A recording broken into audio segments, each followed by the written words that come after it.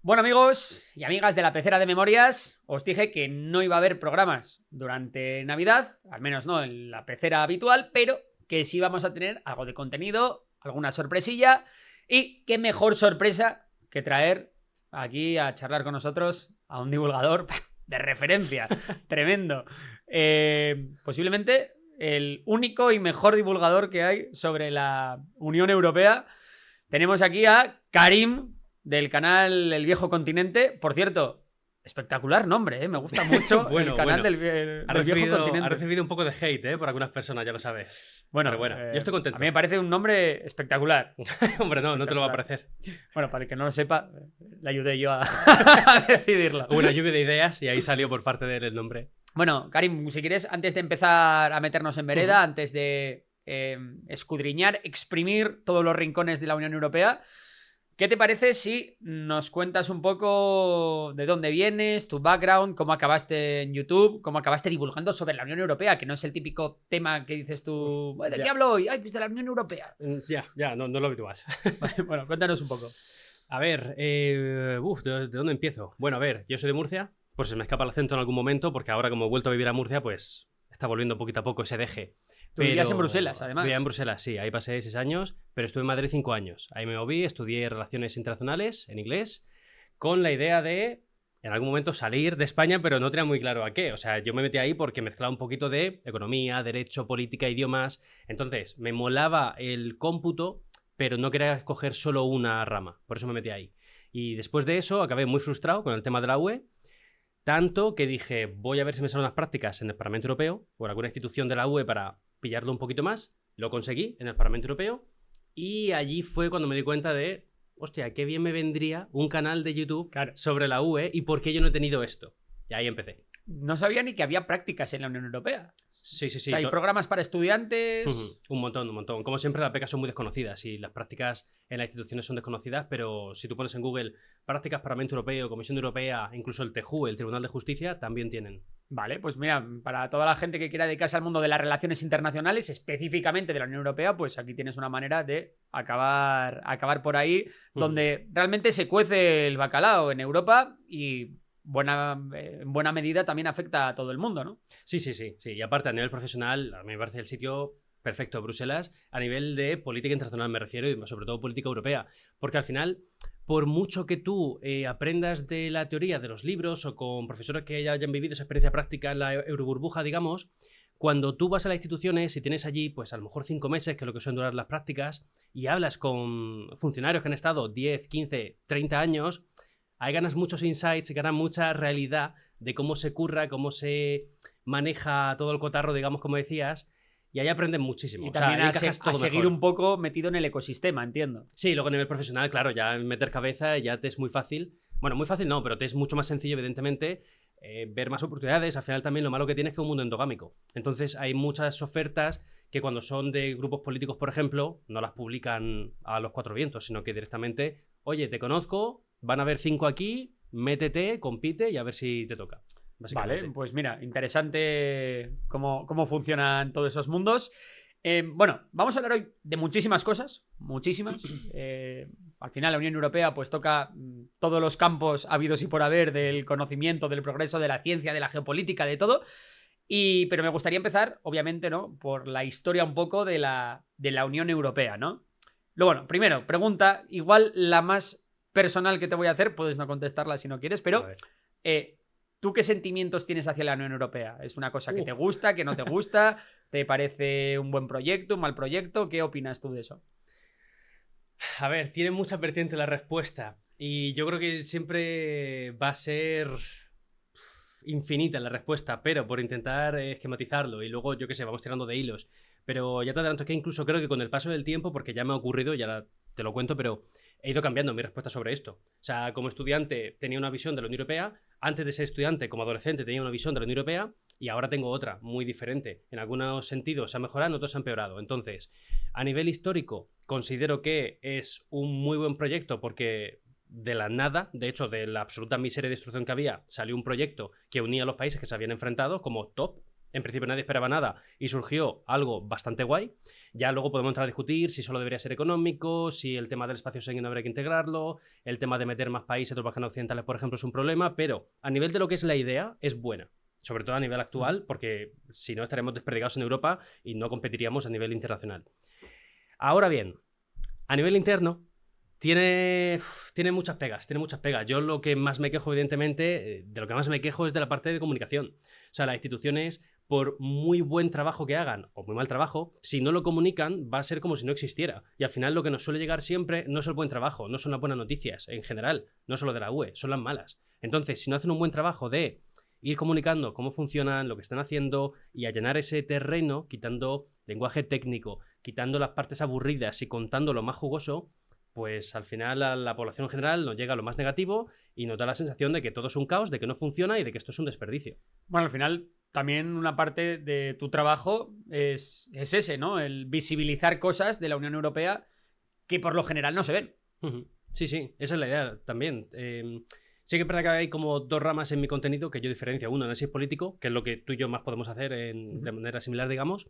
Y luego está la parte de explicación de las instituciones, que a veces lo meto en un vídeo independiente o a veces lo meto como parte de un vídeo para entender. O sea, yo te explico, por ejemplo, ha habido un caso de corrupción en el Parlamento Europeo porque la vicepresidenta Eva Kaili, caso real, ha pasado esta movida, no sé qué, y tantos millones se han encontrado en efectivo. Ok, pero esa noticia no te dice nada si no sabes qué poder tiene la vicepresidenta del Parlamento Europeo, qué hace el Parlamento Europeo, tienen inmunidad o no, rinden cuentas ante quién. Entonces, esa aplicación la suelo meter al principio y es un poquito más teórico, digamos. Y entiendo que tienes... muchas veces los divulgadores, ¿no? Sufrimos de una especie de autocensura a la hora de criticar a la Unión Europea. Entiendo que no se te caen los anillos. Antes yo creo que me pasaba más, pero porque era más tímido haciendo contenido. Yo creo que esto nos pasa a todos al principio, ¿no? Cuando te expones al mundo es como... Al menos a mí me pasa personalmente. Pienso que mi opinión es una más y que no tengo que anteponerla ante el resto. Entonces, cuando hago un vídeo, inherentemente la estoy anteponiendo ante el resto, porque tengo un foco más grande.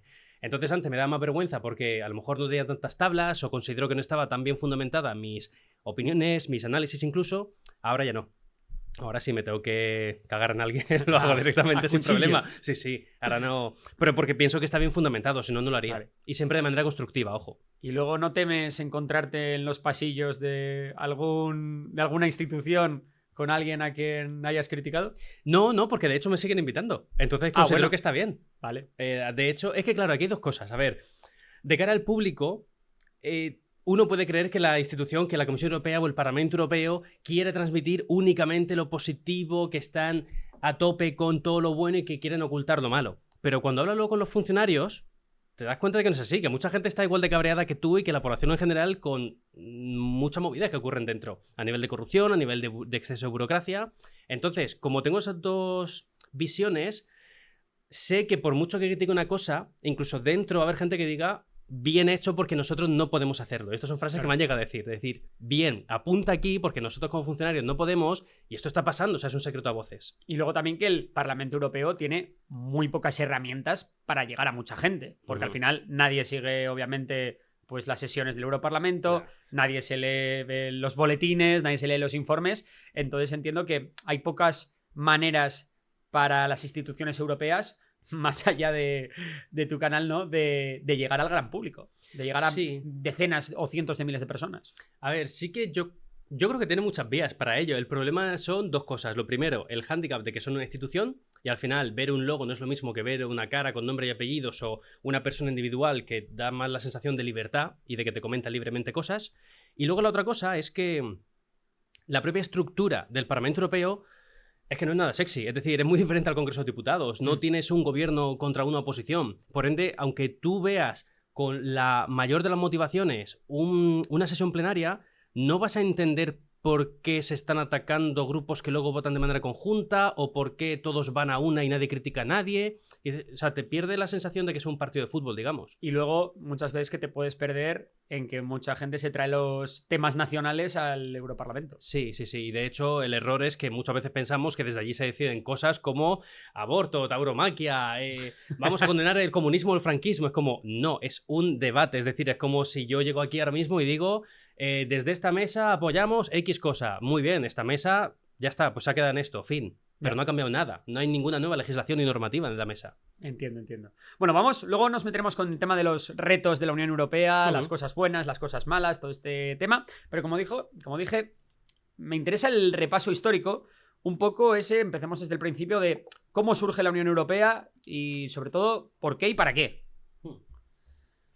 Sí, a ver, me siento mal haciendo el repaso histórico delante de ti. No, hombre, señor historia de calla. YouTube, pero... Esto te lo sabes tú mucho mejor que yo. Me Pues- interesa además tu opinión fundada a lo largo del tiempo, ¿no? Vale, a ver, vamos a comenzar desde el final de la Segunda Guerra Mundial. Vale, acaba la Segunda Guerra Mundial, Europa destrozada. Sí, la miseria, no recuerdo las cifras, pero... Entre 50 y 70 millones de muertos aproximadamente. Fácilmente, es una horquilla bastante juguetona.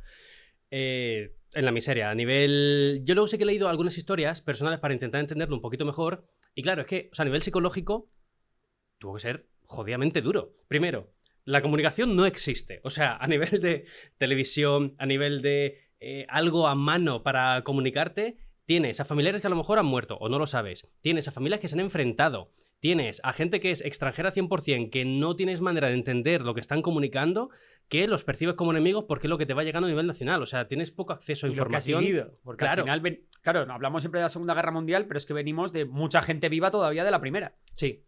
Entonces, los traumas estaban, vamos, a flor de piel. Por eso, cuando en 1950, el 9 de mayo, es cuando sale Robert Schuman del gobierno francés y dice, oye, ¿y si nos empezamos a juntar al menos para poner carbón y acero en común? Y de esta manera será mucho más difícil que alguien se infle a tope de carbón y acero y entonces declare una nueva guerra. ¿Y por qué carbón y acero? Porque básicamente eran las dos materias primas que más se utilizaban para la fabricación de armas. Por ende, si se ponían en común y se sabía que Italia, Alemania, Francia, etcétera, saben cuánto están produciendo y lo están compartiendo, pues bueno, como te decía, va a ser mucho más difícil que de golpe por sorpresa, de un día para otro, alguien diga, hostia, me veo súper inflado a tope de power, boom, tercera guerra. Claro. Y entonces se crea el Tratado de la CECA, era. De la CECA, sí. La Comunidad Europea del Carbón y el Acero. Y el acero. Que a vale. veces, como los acrónimos ya no los repito Eso mucho, a es. veces bailan, ¿eh? No, y vale, entonces ese tratado parece que fructifica y se crea la Comunidad Económica Europea. ¿Cómo son esos primeros años de la Unión Europea? Si había mucha desconfianza entre sus miembros, o sea, ¿cómo se las ingenian para de repente dejar de matarse y empezar a prosperar? A ver, porque económica... Yo creo que, uno, no había más fuerzas. O sea, es que no salía rentable, básicamente. Y dos, que a nivel económico empezaba a dar sus frutos la Unión. Por eso se crea la Comunidad Económica Europea en el 57. Y a partir de ahí lo que se hace es, oye, ha ido bien comerciando y poniendo en común, digamos, carbón y acero, ¿por qué no expandimos esto a más materias? No recuerdo exactamente cuáles eran, pero ahí sí que se abre ese inicio del mercado interior que tenemos a día de hoy. Y se abre entre los 6 países que fundan lo que hoy es la Unión Europea. Claro, también recordemos que hasta la Segunda Guerra Mundial podemos decir que el centro del mundo, el centro económico mundial era Europa, y de repente tenemos a dos gigantes que, bueno, uno es Europa, pero de aquella manera, ¿no? Que es la Unión Soviética, Sí. y luego tenemos a Estados Unidos. Es decir, que Sí. los tradicionales gallos del corral, Reino Unido, Francia, Alemania, dejan de ser quien lleva el cotarro, ¿no? Sí, sí. Y de hecho, aquí hay que remarcar, que no lo he dicho en ningún momento, pero bueno, Estados Unidos interesadísimo en que el proyecto de lo que hoy es la Unión Europea se bustease a tope y saliese para adelante, porque iba a ser el freno al comunismo de la Unión Soviética en Europa. O sea, a Estados Unidos le interesaba una Europa fuerte que Sí. hiciera frente a la Unión Soviética. Sí, sí, sí. ¿Y le sigue interesando? No lo sé, pero bueno. A Trump parece que sí. Sí, no tanto como antes, seguramente. Ha cambiado mucho la vida, pero sí, o sea, al final hay mucha influencia de Estados Unidos y la típica frase o comentario hater que yo leo mucho por redes de al final la UE hace lo que dice Estados Unidos. Pues por desgracia muchas veces sí. O sea, el 90% de las ocasiones yo diría que sí. Vale, perfecto. Por cierto, vamos a hacer aquí una parada porque me acabo de acordar de la frase de que Europa no se puede hacer toda sí, de una sí. vez, que tienes una marca de merchan europeo, ¿no? No europeísta, sino como Sí. relacionado con la Unión Sí, Europea. sí. Es que yo tengo una camiseta que pone eso, que de tu marca, Ujú. y oye, muy chula. Entonces, ¿cómo surgió eso? Ahora vamos otra vez con la historia, pero... Sí, sí, sí. Pues a ver, aquí pequeño spoiler. Según cómo vayan las cosas, ¿Sí? a lo mejor chapo. Es que, a ver, breve historia. Yo cuando empecé la marca es porque estaba en Bruselas, estaba con ahora mi expareja, entonces lo llevábamos los dos juntos. Ah, amigo. Claro, ya cuando empezó la movida de yo volver de Bruselas, terminé la relación, proceso post-ruptura, no hay tanto tiempo, Claro. no hay tantas energías y al final el canal de YouTube fue muchísimo mejor de lo esperado en los meses siguientes. Entonces, junto con las elecciones europeas, ha sido... No se muchísimo puede hacer tiempo. tanto de hombre orquesta. No, claro, no, solo no. con la- Entonces, con la si marca. sigue yendo bien, lo mantendré, pero si no, seguramente en los próximos meses en algún momento tendré que cortar eso Sí. para enfocarme en lo que más me gusta, que es En la ese caso divulgación. tendré una pieza de museo. Bueno, Sí. volvamos a la historia de la Unión Europea. Entonces, al principio eran 6 los integrantes, ¿puede Sí, ser? sí. Eran 6. Recordemos, el El Benelux, Benelux Francia, Italia, y Alemania, Alemania Occidental. la federal. Sí. Vale. ¿Cómo es ese proceso por el cual va creciendo la Unión Europea y va admitiendo a nuevos miembros? Ujú. Buah, esto fue bastante complicado. De hecho, yo he leído varias teorías, no sé cuál sea cierta, porque al final, bueno, historiadores, jaja, según si lees a un francés, un alemán o a un italiano te van a decir una cosa u otra. Pero evidentemente ahí empieza una cosa compleja, y es que incluso para decidir las sedes de las instituciones ya hay bastante tensión y los países no querían que lo tuviera Alemania porque... Joder, veníamos de la Segunda Guerra Mundial, tampoco querían que la tuviera Italia, tampoco querían que la tuviera Francia, porque eran como los tres más tochos y encima bien están enfrentados en la Segunda Guerra Mundial. Por ende, al final, se acaban haciendo... Se inventan una historia, básicamente, para decir... Vale, nosotros queremos que sea Bélgica, pero Bélgica dice no nos apetece. Y básicamente Bélgica dice que no, porque la ciudad que proponen para las instituciones, algunas de ellas, es Lieja. Perdón, es Bruselas. Lo que pasa que en Bélgica querían que fuera Lieja, porque en ese momento era el centro siderúrgico, movían un montón de dinero y decían, oye, nosotros queremos que la capital aquí potente económica sea Lieja. Entonces, como dicen que no, al final dicen, vale, pues empezamos por orden alfabético de los países y vamos rotando cada 6 meses. Bien, empieza Alemania y luego, cuando llegó el turno de Bélgica, Pues No, espera, ¿empezó Alemania? No creo, porque No, claro. empezaría Bélgica, seguramente. Ah, perdóname. Sí, empezó Bélgica. Se supone que tenían que cambiar a los 6 meses. Tenían que cambiar a Alemania, si no recuerdo mal, por la D, ¿no? Deutschland. Claro. Creo que era el siguiente. Pero dijo Alemania, es que aún no tenemos oficinas preparadas para los funcionarios. Amigo. Alargarlo un poquito más. Entonces dijeron en Bruselas, venga, vale, pues lo alargamos y tal. Y hasta hoy. Y hasta el día de hoy. Y al final dijeron, escucha, cuando ya tenía la capacidad suficiente Alemania para absorber eso, en Bruselas dijeron, si es que aquí ya está todo desarrollado. Mover ahora funcionarios es un pifostio brutal. Y ahí se quedaron. ¿Y cómo es que se animan a aumentar el club? Bueno, básicamente porque funcionarios se dan cuenta de que... De que cuanto más mejor. Exacto, y de que si van englobando más países y los hacen económicamente interdependientes, va a haber menos probabilidad de conflicto. De hecho, al final, los conflictos que ha tenido la Unión Europea tochos dentro han sido terroristas, pero no entre países. Vamos, a lo mejor me equivoco, pero dentro de la Unión Europea creo que no ha habido conflicto como tal. O sea, tenemos el del IRA, que puede ser lo más parecido, pero no es un conflicto entre dos gobiernos, entre dos países. Es un conflicto más civil, realmente, que otra cosa. Sí, totalmente. Entonces, al final, la Unión Europea luego se ve, ¿no? Que económicamente funciona y todo esto, pero al final es eso, es crear interdependencias para que, oye, yo no te puedo atacar a ti porque salimos todos perdiendo, ¿no? Es un poco ese rollo. Sí, y también me ven que al final eso acaba desarrollándose porque o sea, lo que literalmente nos ha matado en Europa es tener un espacio tan reducido con etnias tan diferentes luchando por recursos tan limitados. Entonces al final ha habido un montón de guerras a nivel histórico aquí. Por ende, si conseguimos que este espacio tan reducido lo vamos poniendo como más en firme a nivel de fronteras y decimos, oye, tenemos un cierto espacio común por el cual también podemos pasar tranquilamente, por el cual intercambiamos bienes y servicios, pues a lo mejor se relaja un poquito la cosa. Y ha funcionado. Es cierto que en ese sentido es un éxito. Por eso cuando hay eurodiputados que ensalzan la bandera de la UE y dicen, es que el proyecto de la UE es un éxito. Bueno, en este sentido sí. Que mucha gente se altera por esto, pero es verdad que tiene sus éxitos. En un sentido que aparte es un sentido, digamos, de pura supervivencia, porque eran muy malos los precedentes, ¿no? Bueno, entonces llega... luego, por ejemplo, entra España en el 86, creo que es con Portugal, un poquito antes Grecia, si no recuerdo mal. Y en el 92 cambia la cosa. El Tratado de Maastricht. ¿Qué ocurre ahí? 92, por cierto, año en el que yo nací. Buen año. Año olímpico también, Barcelona 92. Se cumplían 500 años de la llegada a América por parte de Cristóbal Colón. ¿Qué ocurre ahí, en Maastricht? Bueno, ahí se hace el cambio legal de las comunidades europeas a la Unión Europea como tal. El cambio importante es que la Unión Europea ahí adopta personalidad jurídica. Es decir, desde ese momento ya se puede hablar de Unión Europea como tal y ya se puede hablar de la Unión Europea como un actor político. Antes eran conjunto de países que se agrupan en este nombre, pero no hay como un representante. De hecho, a partir del 92... No hay un gobierno, no hay... Exacto. A partir del 92 es cuando empiezan a cambiar mucho las instituciones y cuando se empiezan a consolidar algunas. Por ejemplo, el Parlamento Europeo, aunque ya se llama Parlamento Europeo, creo que desde el año 1985, por aquí me baila a lo mejor la fecha, pero a partir del 92 empieza a ganar más poderes para hacer rendir cuentas a la Comisión Europea, que históricamente era supranacional, básicamente. La Comisión Europea, para entendernos, es como el gobierno de la Unión Europea. Sí. Digamos que esa es el cerebro, al fin y al cabo, de la Unión Europea, porque de ahí nacen las ideas y aunque tengan que pasar por otras instituciones, las acaba ejecutando también la Comisión. Por ende, es como el cerebro de la Unión Europea. Ahora me matará alguien que sea de STENI o de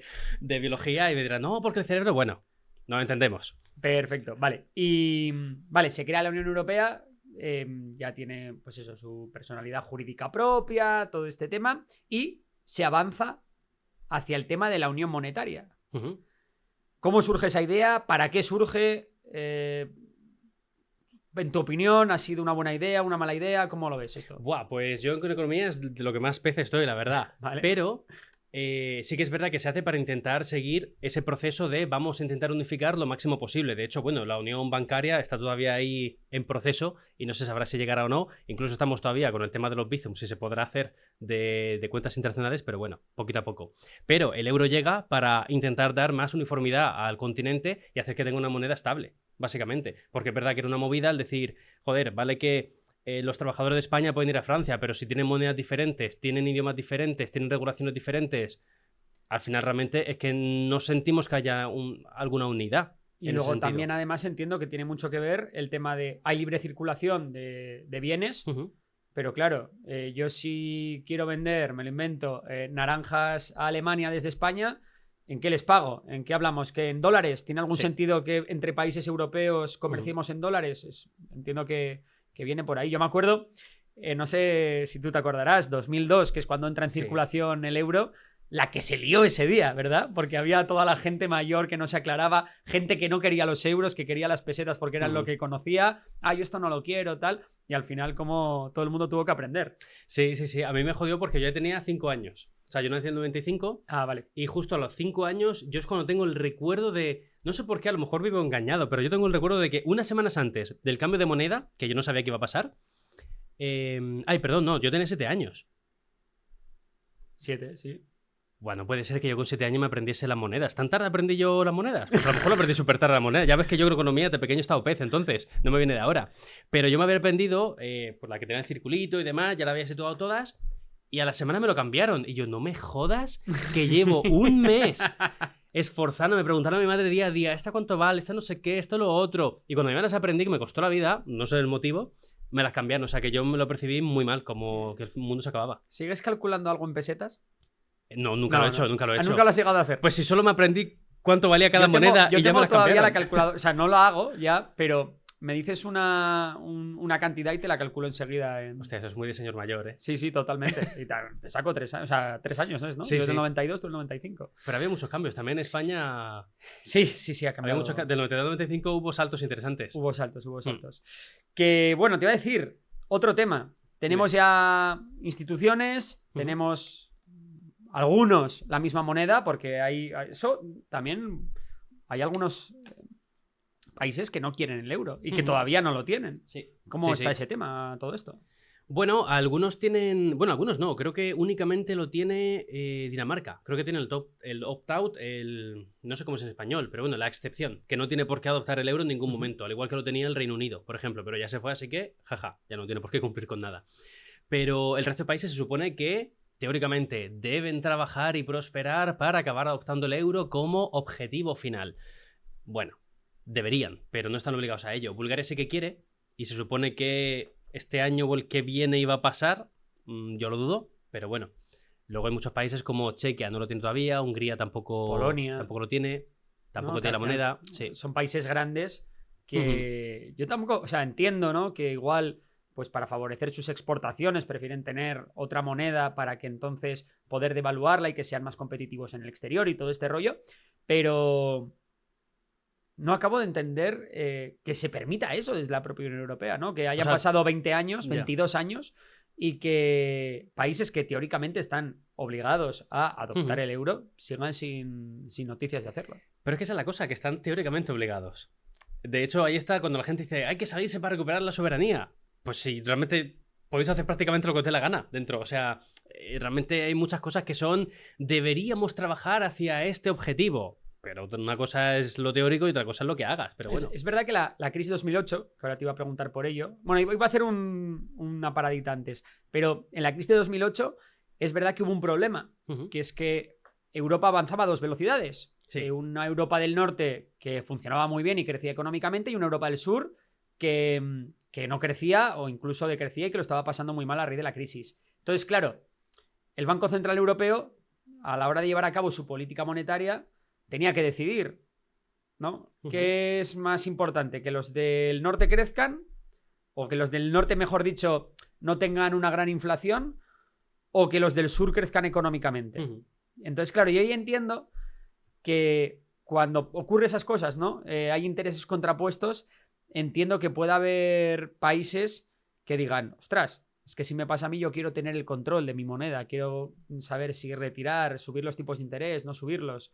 Entiendo que ahí también hay un punto complicado y que no sé eso cómo dentro de la Unión Europea se maneja esos conflictos de intereses. Es una muy buena pregunta, la verdad. Yo te digo que a nivel de economía no sé cómo manejar estas cosas porque de hecho luego en el intergrupo que tienen de cuestiones económicas no todo es tan público por cuestiones de confidencialidad y demás. Y luego la versión que se saca de manera pública puede ser una, pero luego por debajo hay muchas conversaciones. De hecho, en su momento Varoufakis filtró cosas y demás por mirar cómo nos han presionado, cómo sale un documento, pero luego a nosotros nos dice otra cosa. Entonces, bueno, hay bastante movida. Sí, decir que a mí me llamó la atención cuando... Bueno, me llamó la atención ahora cuando lo pienso, no en su día, ¿no? Cuando se implantó el euro, pero que es complicado también que políticos, que al final los políticos generalmente quieren concentrar en su persona todo el poder posible, cómo renuncian precisamente al botoncito de imprimir dinero, ¿no? Es un poco que es el que tienen en su banco central. Sí, muchas veces los bancos centrales son independientes, pero en la práctica muchas veces, ¿no? El político, el presidente, el primer ministro de turno, pues tiene mucha influencia en lo que hace un banco central, ¿no? Entonces a mí me sorprendió mucho eso, que en pos de un bien común, en pos de tener unas instituciones verdaderamente independientes y que velasen por la estabilidad monetaria, pues se deshiciesen de ese poder. Bueno, a ver, lo positivo es que se puede hacer la clásica de utilizar a Bruselas, a la Unión Europea, como arma arrojadiza. No es que me obligan, es que los de arriba ya nos están imponiendo. Entonces, claro, el líder del gobierno pasa a ser uno más del pueblo, ya es el líder del pueblo, porque es como, hey amigos, estoy con vosotros, tengo la misma queja, pero estoy atado. Entiendo. Como, sí, bueno. sí, es un buen punto. ¿Qué pasa mucho eso? Bueno, con el repaso de la Unión Europea, dejamos el euro, avanzamos un poquito y nos vamos a un proyecto que fracasó. Quizá el primer gran fracaso de la Unión Europea, que es la Constitución. ¿Cómo era ese tema? ¿Por qué fracasa? Y no sé si te atreves a decir incluso qué habría pasado si se hubiera aprobado. Bueno, sí, lo más... Hay una cosa que nos habría beneficiado a todo el mundo y que somos muy poco conscientes, y esto la gente que estudia las oposiciones lo sabe, y es que la cantidad de tratados diferentes que tiene la Unión Europea se habrían unificado en un libro. Ya está, no habría el tratado de no sé quién, que llega hasta tal año, pero se solapa durante 5 con este otro. No, todo sería la Constitución. ¿Qué tratado tienes que revisar? La Constitución. Oye, el funcionamiento en la Constitución. Eso, por ejemplo, es lo más sencillo. La burocracia. Sí, pero se rechazó. Se decidió nuevamente la vía más complicada y tediosa. ¿Y cómo fue ese proceso? Porque yo recuerdo que en España se votó a favor. Yo me acuerdo de mis padres yendo a votar en la Constitución Europea. Me acuerdo perfectamente que saliera el sí, pero luego creo que por ahí al norte lo echaron para atrás. Sí, fueron Países Bajos fue uno. Y Francia. Y Francia fue el otro. Pero Sí, fueron por estoy casi poco, ¿verdad? seguro. Es que ya también bailan las cifras, pero 54 que no, 46 que sí, algo así. No recuerdo porcentajes, pero Mm. sé que fueron esos En uno dos. de los países al menos fue por poco margen. O sea, no ínfimo rollo Brexit, pero sí que fue. No fue un 80-20, digamos, el rechazo. A menos que yo recuerde en uno de los dos, ¿eh? Pero ya te digo, me bailan eso. Pero bueno, aquí también hay muchas teorías. Yo lo que he leído es que al venderlo como constitución, la gente estaba un poquito acojonada porque eso les restringiera demasiado y les uniera demasiado a países de los cuales a lo mejor no querían luego seguir vinculados con ellos. Perder o sea, soberanía al final, ¿no? sí. Lo que decíamos antes. Pero es verdad que la Constitución Europea no anulaba las constituciones nacionales. No. Pero también hay que tener en cuenta que estamos hablando del año 2004, cuando se empieza a plantear esto. En el 2004 es cuando se produce esa gran ampliación de la Unión Europea, que entran, no recuerdo cuántos países, si 7 de golpe o 10 países de golpe. Y... País de Europa del Este, sobre todo, ¿no? Sí. Entonces empiezan a cambiar muchas cosas. Yo no sé si eso de alguna manera influyó también en decir, uy, mucha movida, mucho cambio estamos haciendo de repente Ya. en muy poco tiempo. En cuestión de 1 o 2 años estamos siendo 10 países más, con 10 lenguas nuevas, con un montón de funcionarios nuevos adaptándose a las instituciones. O sea, son muchos cambios. Y en una época que se hablaba incluso de Turquía perteneciendo a la Unión Europea. Bueno, sí. Esa época dorada de Turquía que podría entrar en la Unión Europea, sí. Estaba cerrada esa puerta, ¿tú crees? Congeladísimo. O sea, es que no hay interés por ningún lado. Me entiendo. Bueno, Constitución Europea, llega la crisis, Ujú. segundo varapalo de la Unión Europea muy grande, Mm. porque ocurre todo este problema de la falta, quizá hay una falta de solidaridad, o eso se percibe desde el sur, desde el norte se percibe como una falta de compromiso por parte de la Unión Europea. ¿Cómo vive esos tiempos el proyecto? Pues de manera bastante compulsa, además porque justo en ese año, 2008, pasa... O sea, ahí estamos un poquito empezando con las redes sociales, si te das cuenta. ¿Es verdad? Estamos en 2007, creo que sale el primer iPhone. YouTube creo que es 2006. 2006, sí. Pero todavía no había explotado como tal, porque en España yo creo que explota 2010-2013, diría yo. Pero sí que ya tenemos redes sociales, ya tenemos algo, plataformas en internet, ya es bastante común que la gente pues tengamos algún tipo de móvil, aunque no sea un smartphone.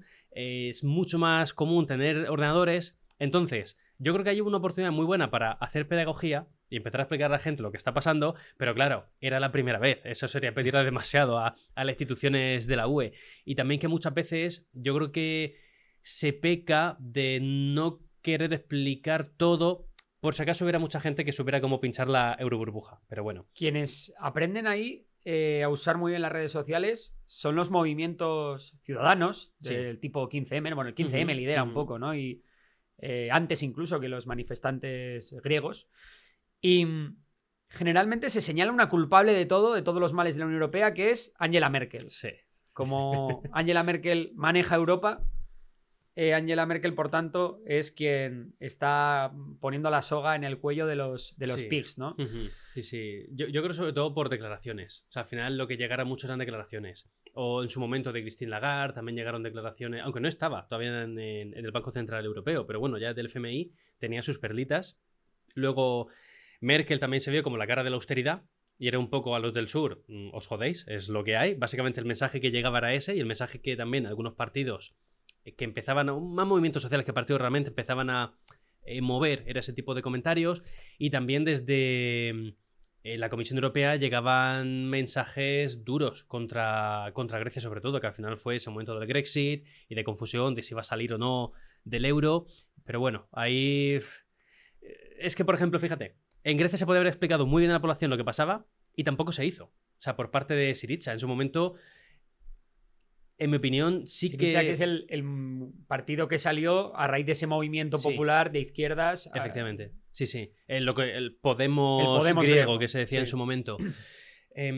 Allí es verdad que hacen un esfuerzo Syriza para explicar lo que está pasando, pero es verdad que plantean una dicotomía que yo creo que es injusta a la población, porque cuando plantean el referéndum están diciendo a la población: ¿queréis que aceptemos esto que nos impone el Banco Central Europeo o nos negamos? Como, bueno, es que legalmente no te puedes negar a esto, porque estás dentro. Entonces, claro, estás poniendo a la población de, oye, ¿queréis que nos saltemos la ley o no? Quiero que me avaléis vosotros para que nos saltemos la ley que como gobierno hemos firmado en un momento dado.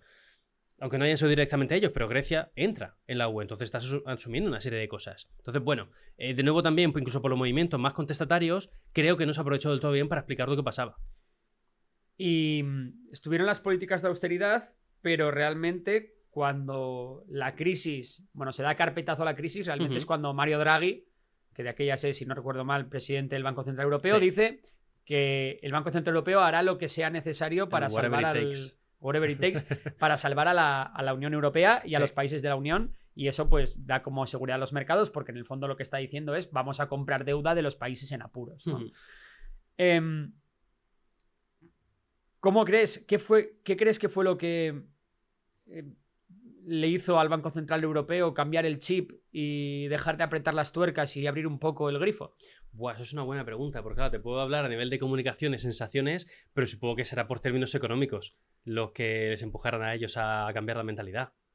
Entiendo que igual se vio como que las políticas de austeridad en el largo plazo no eran sostenibles. Yo recuerdo que en España hubo una época, ¿no? Que recordemos que varios países fueron rescatados. Si no recuerdo mal, Grecia fue rescatada, Portugal fue rescatada, Irlanda fue rescatada e incluso España, que al principio no se le quiso llamar rescate y acabó de Guindos reconociendo que, bueno, los eufemismos. Era un rescate, ¿no? ¿Qué iba a decir yo con esto? Ah, vale, que era la gente lo estaba pasando muy mal. Que al final yo recuerdo que en España hubo una época que todos los viernes había recortes. Entonces, todos los viernes salía o Rajoy o de Guindos y decía, bueno, pues esta vamos a quitar, estas tal, vamos a poner estos impuestos, subimos el IVA, tal.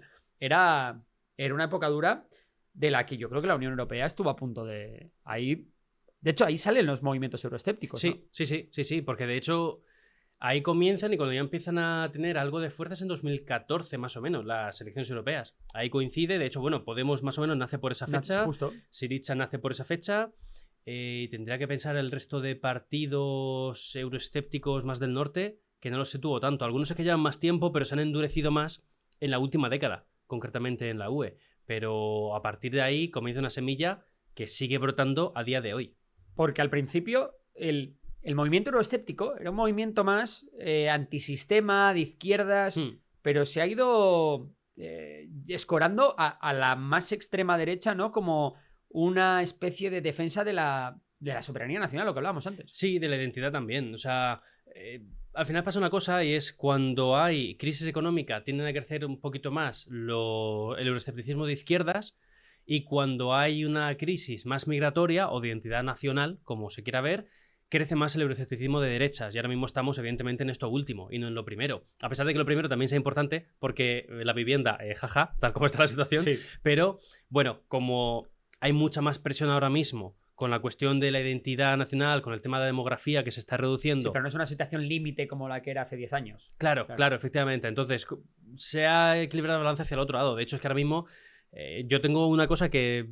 Esto dice mucho, creo yo, de la comunicación que se sigue haciendo a día de hoy, pero a nivel político.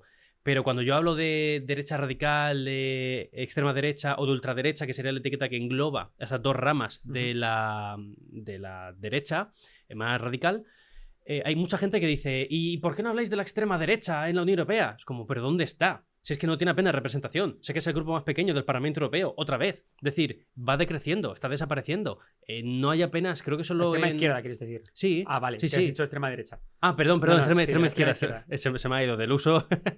Pero la extrema izquierda, que apenas está. Esa no existe. No, izquierda radical sí que tienes algo. Algo hay. Pero incluso sigue siendo muy suave y apenas es como, no sé, un perro que ladra pero que le quitan la valla y no muerde porque no tiene fuerza para ello. Es que no hay potencia. Tienes algunos países como...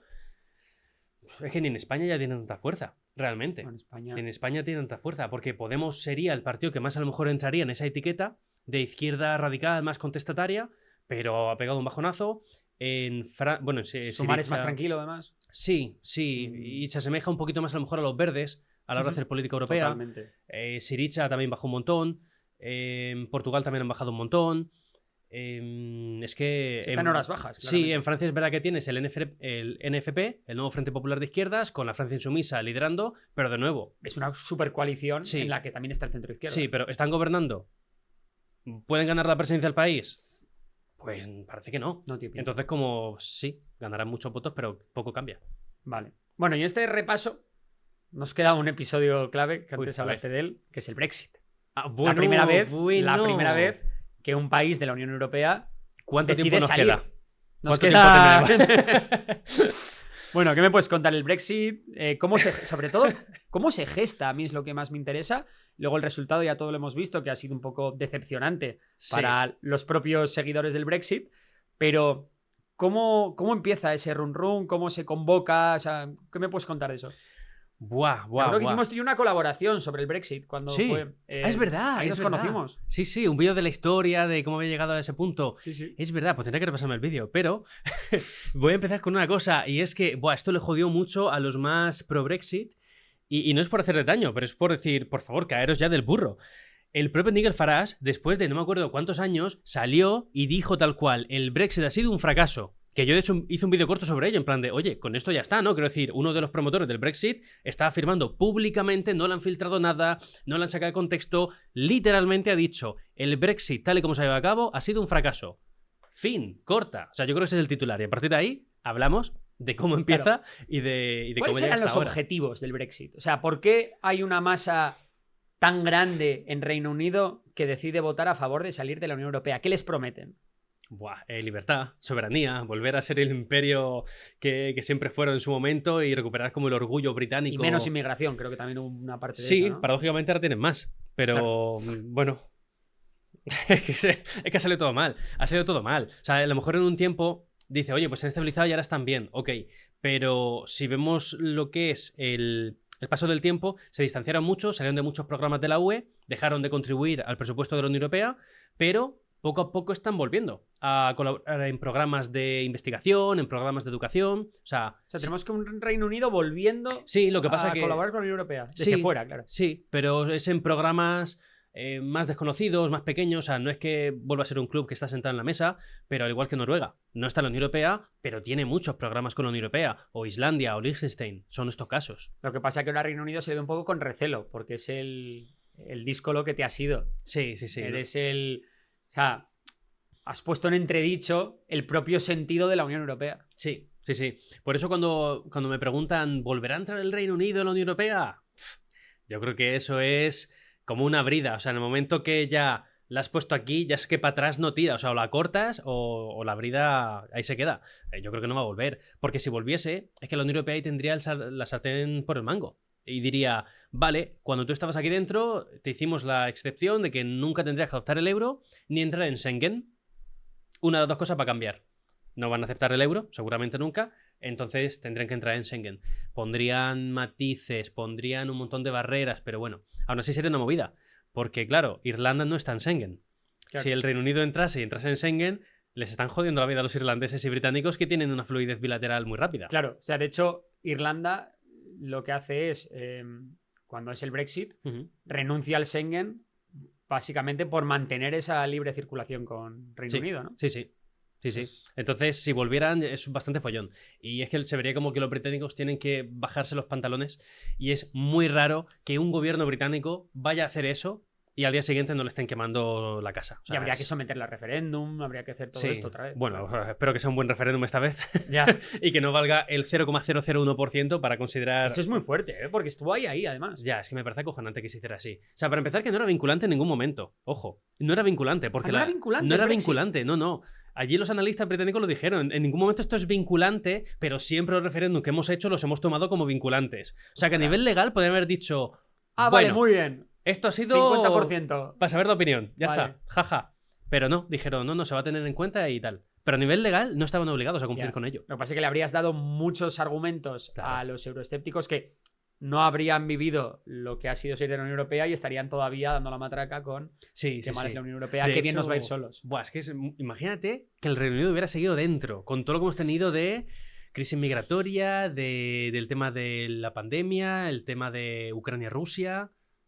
Es que... Tampoco le vendría mal a la Unión Europea ahora, ¿no? Que hemos visto Claro, hace 10 años... Bueno, no, el Brexit no es hace 10 años, hace 7, 8 será, ¿no? 2016 el referéndum y se cumple en 2020. Vale, pero bueno, pero desde 2016 ya se sabe qué tal. Sí. Claro, en 8 años, por ejemplo, la subida de China como potencia mundial ha sido tremenda. Sí. Como, ¿sabes? Ya está mirándole de tú a Estados Unidos y ya le ha pasado por la derecha a la Unión Europea. Seguramente en las próximas 2 décadas India haga 3/4 de lo mismo, ya tiene un PIB comparable al de Reino Unido, ¿no? Y es la economía de las grandes la que más está creciendo del mundo. Entonces, bueno, que igual a la Unión Europea no le habría venido mal, viendo cómo se está poniendo el mundo, pues el tener cuanto más músculo mejor. Puede ser, pero es que desde fuera siguen haciendo lo mismo. Entonces, bueno, no bloquea normativas de la Unión Europea, no pone palos en la rueda, que es lo que se consideraba que hacía antes, y al mismo tiempo sigue ayudando a nivel militar a través de la OTAN, y luego se acaba mandando tropas de manera conjunta a Ucrania o lo que sea, pues se supone que se va a hablar. Ahora, bueno, dentro de poquito se va a hablar, supuestamente. Entonces, al final van a seguir colaborando. Lo único que no molesta dentro de la UE. Pues ok, o sea, al final pues todos felices. Y no aporta a los presupuestos, a los fondos de cohesión y todo Efectivamente. Bueno, ¿sí? Cuando tiene que colaborar en programas de educación, programas de investigación, sí que tiene que aportar un poco de presupuesto. Pero esto, pues se mete un poco por atrás y que nadie se entere. Claro, y ya está. Vale, y ya nos queda... Bueno, tenemos ahí 2 puntos. Uno, creo que en la Unión Europea pues tampoco tiene tanto que decir porque se llevó más el tema de los países, que fue el COVID, ¿vale?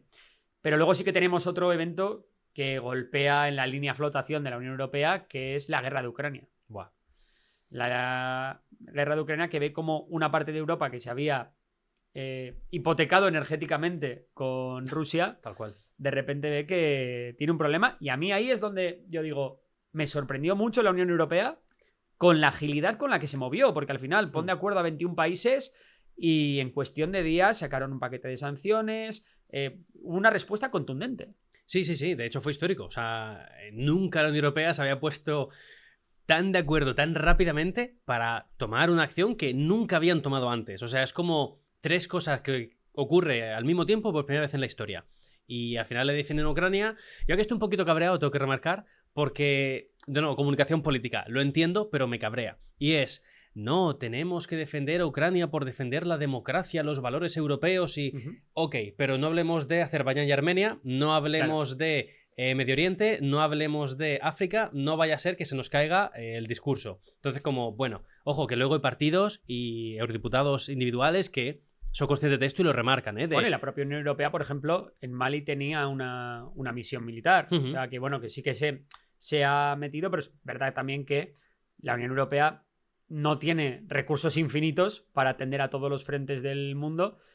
Y luego tiene unas dependencias, ¿no? Sí, y la dependencia de Rusia era clara. Y quizás en el tema de Armenia y Azerbaiyán, la dependencia o la posible dependencia futura del gas de Azerbaiyán, pues ha tenido mucho que ver en lo de Armenia, no sé de qué me está hablando usted, ¿no? Claro, efectivamente, pero por eso digo, yo prefiero que vayan de cara y decir, no, mira, la geopolítica se va a mover por intereses porque eso es lo que hay. Tú quieres comer español, sí, yo creo que me vaya bien. Vale, pues mira, si quieres que te vaya bien, tenemos que hacer que lo de Armenia, bueno, vamos a decir que han huido de ahí, que de hecho que pusieron un tuit, la Comisión Europea de han huido, lamentamos la escapada o algo así, o la huida de 120.000 armenios del Alto Karabaj, y lo borraron porque, claro, pusieron nota de esta de Twitter y la gente diciendo, ¿cómo que han huido? Claro. Llegan militares así a tu territorio. ¿En qué momento has huido? Es decir, te están echando. Esto es un poco una limpieza étnica, aunque no estés matando a peña. Totalmente. Entonces, todos los de golpe como, sí. no pasó nada. Y ahí no ocurrió nada. Entonces, bueno, entiendo que se defienda a Ucrania porque interesa a la Unión Europea y sobre todo, porque esto mucha gente lo pregunta yo creo de manera genuina,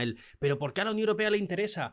Incluso más allá del tema de cualquier posible tema económico, lo que sea, yo creo que es cuestión de narrativa también. O sea, la Unión Europea no puede estar diciéndole a los países de los Balcanes occidentales, hey amigos, vais a entrar en el club de la UE porque a nuestro lado estaréis seguros y ofrecemos protección y demás y estará todo guay.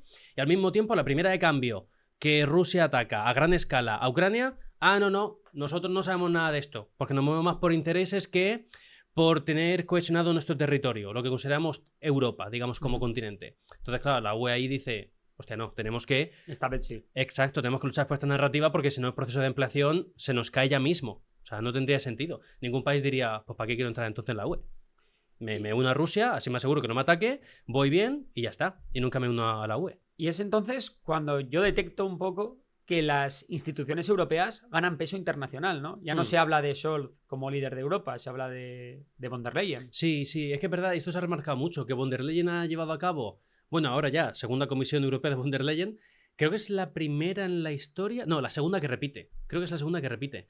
pero es verdad que lleva una presidencia muy presidencialista, valga la redundancia. Es decir, se ha destacado mucho su figura, para lo bueno y para lo malo, porque sí que es verdad que se ha mostrado como una líder que ha puesto de nuevo una cara que después de la marcha de Angela Merkel era muy difícil imaginarse quién iba a ser la cara, se decía de Macron, pero dice, claro, es Francia. Que sea un presidente la cara no tiene mucho sentido cuando estás hablando de una unión. Ya, no debería tenerlo. Entonces, von der Leyen es verdad que en ese sentido ha hecho un buen trabajo de comunicación y de imagen, pero al mismo tiempo, al ir tanto por su cuenta, al tomar acciones y decisiones, muchas veces se ha extendido, se ha sobrepasado de sus poderes. Entonces su mandato básicamente llegaba hasta aquí y ha dicho, bueno, pues voy a estirarlo hasta aquí. ¿Por qué? Porque ante quién rindo cuentas. O sea, es muy difícil rendir cuentas como comisario o como presidenta de la Comisión Europea. De hecho, creo que fue con el tema de Israel, Sí. que fue que, no me acuerdo cómo era el tema, pero que alguien le dijo, oiga, usted no puede hablar por la Unión Europea, Sí. por nosotros al menos en este aspecto. No sé, que era porque había viajado a Israel. Claro, es decir, se producen los ataques de Hamas se producen el 7 de octubre de 2023. Y yo no recuerdo cuándo sale ella al viaje, pero a los pocos días, es que no pasa una semana. A los pocos días se va. Bueno, para empezar, como al día siguiente o a los 2 días se proyecta la imagen de Israel en el edificio de la Comisión Europea. Que eso es bastante cuestionable, puesto que no hay una posición unánime entre los países de la UE. Por ende, estamos diciendo, vale, una persona que no hemos elegido directamente, pero hay un proceso democrático por el cual entendemos que indirectamente sea legítima esta persona, ok, pero esa persona ha decidido de manera unilateral proyectar esa bandera. Es decir, si mañana quiere proyectar la de Cataluña, ¿podría? Ah, pues supuestamente sí, porque es el mismo proceso. Es decir, oye, proyectamos la bandera, fin, ya está. Es lo mismo. Entonces, claro, cuando pones estos ejemplos, la gente dice, ah, no, pero en este caso es diferente, para ti es diferente. El proceso para poner la bandera es el mismo. Y cuando ella decide ir a Israel, lo hace hablando en nombre de la Unión Europea, acompañada de la presidenta del Parlamento Europeo, Roberta Metsola, que también ha repetido en el cargo, y lo hacen hablando en nombre de países que todavía no han adoptado una postura sobre cómo reaccionar a los ataques de Hamas a Israel, si quieren cortar financiación o no a Palestina, cómo quieren intervenir entre Israel y Palestina. Entonces, es terrible porque te estás saltando tus poderes. O sea, claro, estás actuando para algo que nadie en ningún momento te ha avalado. Nadie. Es como, yo qué sé, si nos quejábamos aquí del COVID, por si luego lo quieres abrir el tema, y decíamos, no, es que nos están imponiendo quedarnos en casa, esto está por encima de la justicia, y en algunos países de la UE ha habido movida legal por eso. Pues si nos quejamos por eso, porque alguien a lo mejor está sobreextendiendo sus poderes por encima de lo debido, en este caso era lo mismo. ¿Qué ocurre? Bueno, pues que a la gente más pro-israelí no le parecía mal. El problema es que, claro, cuando no te salga a cuenta por tus intereses, te va a parecer mal. El problema es que se ha hecho mal en los dos casos. Te interese o no, está mal hecho eso. O sea, no puede extralimitarse en sus poderes. Pues un punto de vista muy interesante, la verdad. Te iba a decir que hemos repasado la historia de la Unión Europea, los momentos más importantes, pero a nivel general, ¿tú en qué dirías que ha mejorado o empeorado la vida del ciudadano medio europeo gracias a la Unión? Es una pregunta un poco abierta. Buah, muy buena pregunta, ¿eh? Muy buena pregunta, porque yo creo que muchas veces hablamos de la UE a nivel como macro, rollo, la Unión Europea, fronteras externas, no sé qué, tal, esto, lo otro. Y en el día a día es interesante, porque aquí yo creo que cada persona te va a contar una movida muy diferente. Está el tema de los viajes, que eso siempre es una comodidad. Pues tanto el no tener que cambiar de moneda como el poder circular libremente por todos los países sin controles de aduanas, sin controles fronterizos. Eso, por ejemplo, está muy bien. Sí, es verdad que son cosas que asumimos como normales. Entonces, tengo que pensar mucho. Yo lo que hago para acordarme estas cosas es, cuando yo viajo a Líbano, ¿qué pasa? Claro, la visa. El tema de no tenemos una lengua franca, que aquí es el inglés, aunque no sea oficial, pero bueno, nos manejamos la gran mayoría con el inglés. El tema incluso de leyes y normas. Es decir, tú cuando vas a Francia no piensas, oye, aquí qué es legal y qué no. Es raro que algo sea muy diferente. Yo me voy a Líbano, es otra movida totalmente. O sea, es otra movida muy diferente. También en cuanto a las garantías. Tú cuando viajas por la Unión Europea das por hecho, aunque no se cumplan a veces, pero das por hecho una cierta garantías legales y de seguridad.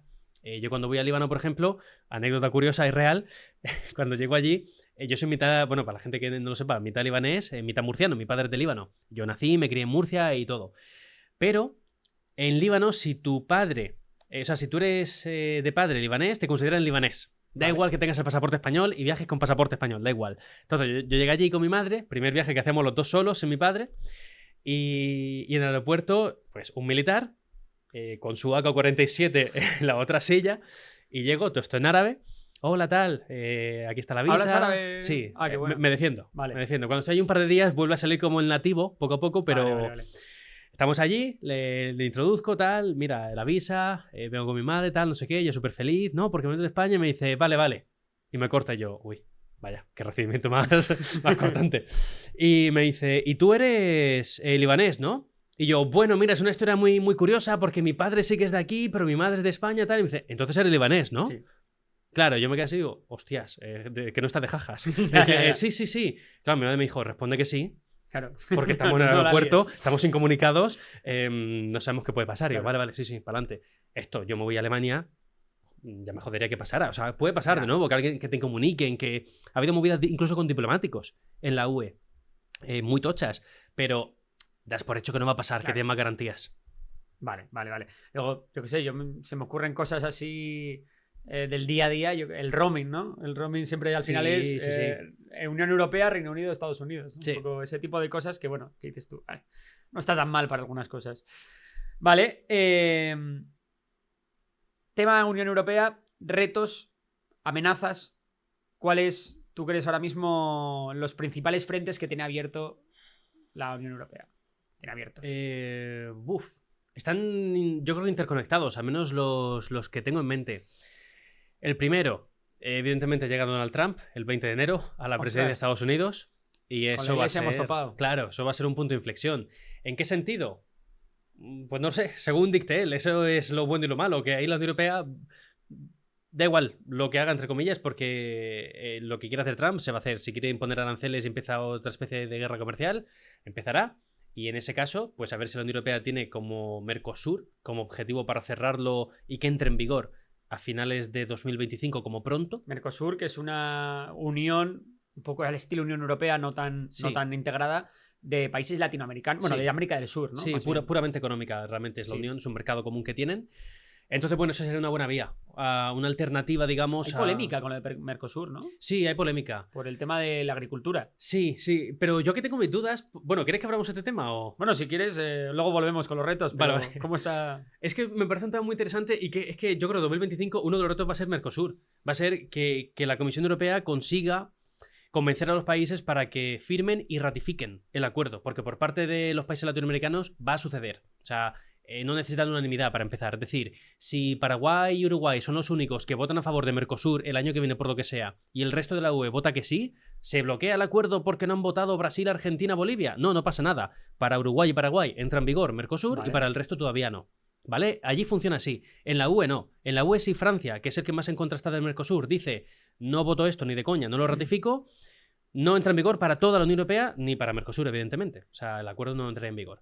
Que vamos a ver otra vez a los agricultores franceses liándola. Sí. O sea, se paga 1,01. No, sí, se están quejando ya. Lo que pasa Ya es que... se han empezado Sí, a quejar, sí. mira, nosotros no lo había visto. Pero porque yo voy buscando noticias de ello, Vale. porque si no, no están saliendo tantos titulares. Que eso también dice mucho de cómo los medios nos ponen encima de la mesa los temas, ¿eh? Pero está pasando, están bloqueando carreteras, están bastante cabreados.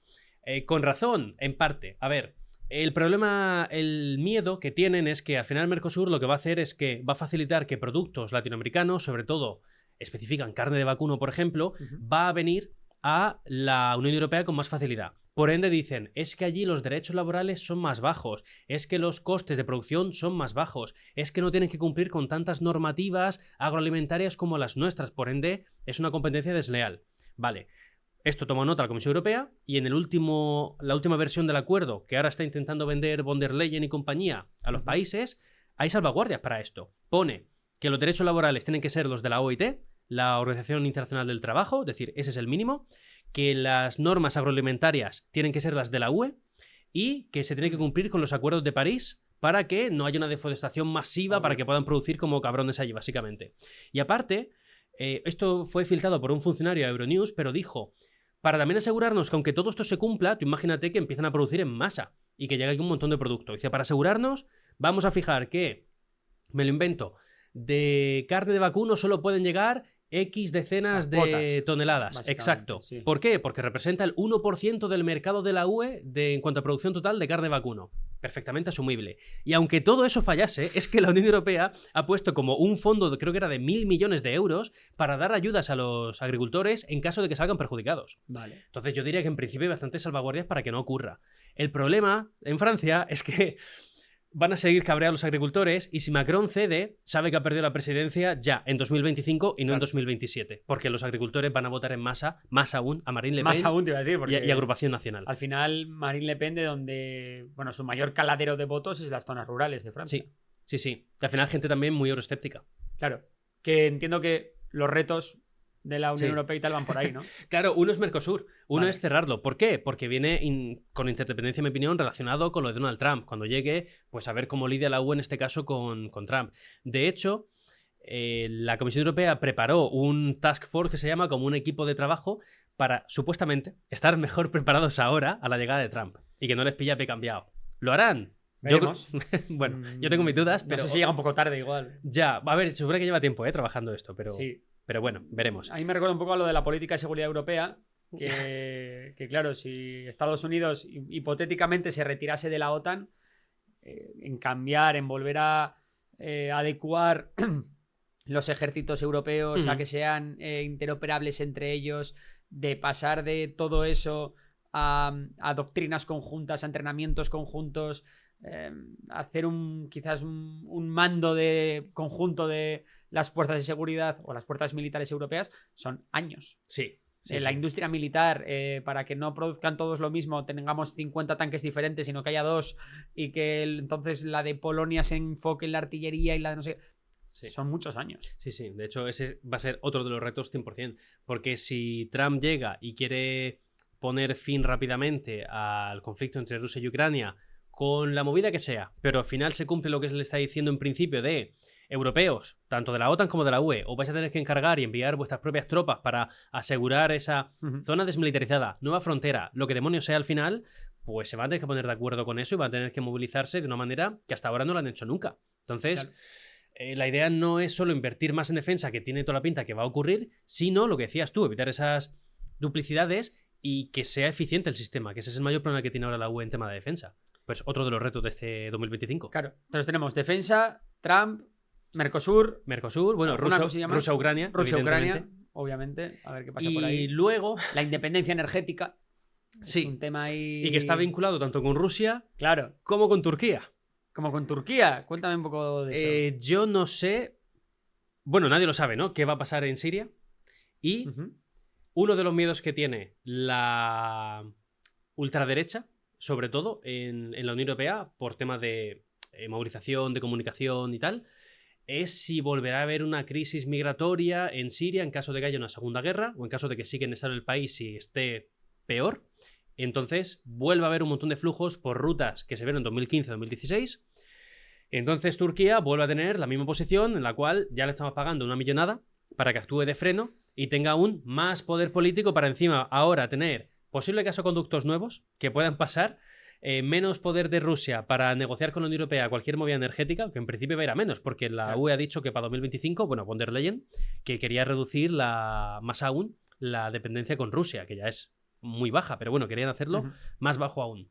Entonces, bueno, yo creo que Turquía también va a ser una relación interesante en 2025, en caso de que se desmorone más aún la situación en Siria. Pues es muy probable, porque claro, le das mucho poder tanto a Turquía como a un país como Marruecos. Sí. Claro, que también tienen lo mismo, ¿no? La llave o el grifo, mejor dicho, ¿no? De inmigración para pararlo o darle un poco más allá. De hecho, bueno, yo no sé si quieres entrar en eso. ¿En qué? Yo es que tengo más preguntas que respuestas en esto. Por favor. A ver, yo no sé por qué la Unión Europea es... Bueno, no sé por qué. A lo mejor tengo indicios, no lo sé. Pero, ¿por qué es tan tajante con el tema de la inmigración irregular, los ataques híbridos que llaman, entre Rusia y países como Polonia o los Bálticos, Estonia, Lituania, Letonia? Luego, lo mismo en Bulgaria, Grecia, Rumanía.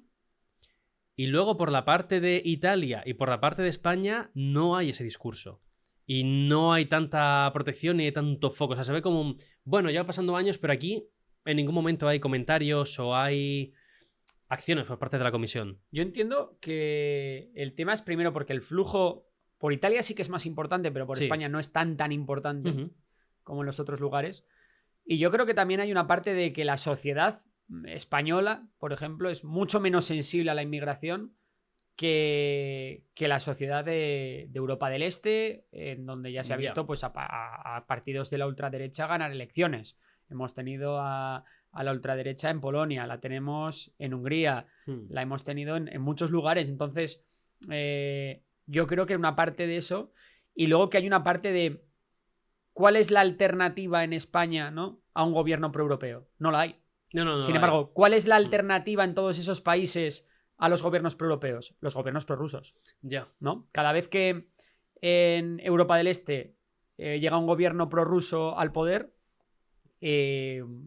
ha estado a punto de pasar en Rumanía, veremos si no acaba pasando, Europa tiene un gran problema, porque Europa tiene un caballo de Troya dentro, ¿no? Ujú. Entonces yo creo que va un poco por ahí. Y luego que... O sea, intereses europeístas, al fin y al cabo. Intereses europeístas, sin Vale, duda, sin vale, duda. vale. Yo creo que va por ahí el tema, ¿eh? Ya. Luego, se puede ser... Hay una parte, yo creo, que es la forma en la que entran. Creo que por tierra se puede ser bastante más expeditivo a la hora de controlar la inmigración que por mar. Ya. Porque por mar tienes pocas opciones.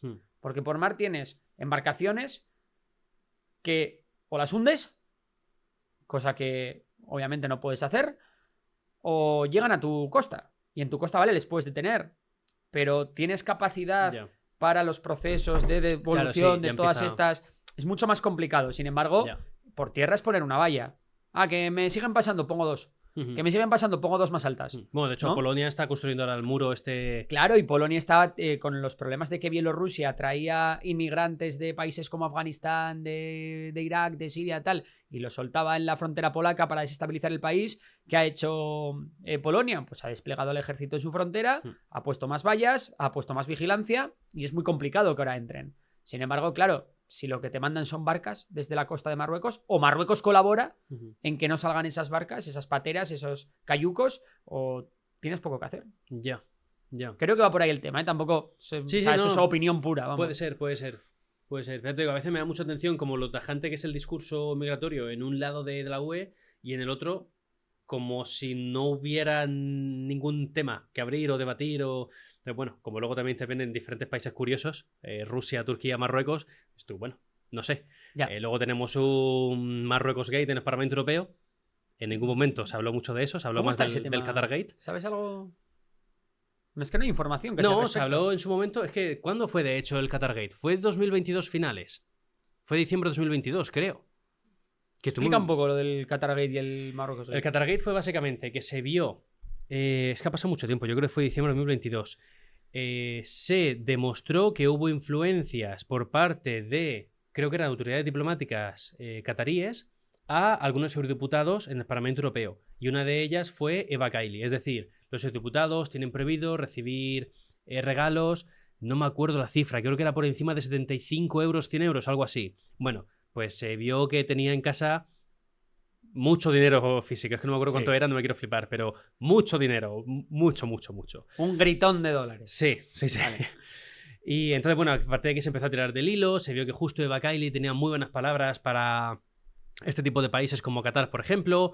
Se empezaron a ver que estaba vinculada porque su o marido o novio, pero bueno, su pareja era el ex asistente de un eurodiputado que tenía vínculos con este tipo de países, que utilizaba su propia ONG un poco para vincularlos y desde ahí les lavaban la cara con los discursos que daban sobre Qatar, por ejemplo, en el Parlamento Europeo. Y había discursos que ya han borrado, por cierto, el Parlamento Europeo, porque yo intenté descargarlos y lo borraron, de Eva Kaili diciendo que Qatar era un ejemplo en derechos laborales y que había que seguirlo. Y dices tú, bueno. ¿Y la parte de Marruecos? La parte de Marruecos es que se ha explotado muy poco, pero es que no me quiero equivocar, pero creo que el embajador de Marruecos ante la Unión Europea, el anterior, creo que se tuvo que ir y le estaban buscando por alguna movida porque había habido también algo de corrupción. En su momento, esto si la gente lo quiere ver, en mi canal secundario, el Diario del Viejo Continente, lo cubrí. O sea, ahí está la información al día con las fuentes y todo. Pero no se ha tirado mucho del hilo. No se ha tirado mucho del hilo. Vale. Entonces vuelve a lo mismo de... creo que no se pone el dedo tanto en Marruecos por intereses, supongo, pero también he movido. O sea, el de que se escarbe, yo creo que Ojito, saldrían cositas. Y de entre todo lo que hemos dicho, o alguno que nos quede por decir, ¿cuál crees que es el mayor problema que tiene la Unión Europea a día de hoy? 100% la comunicación.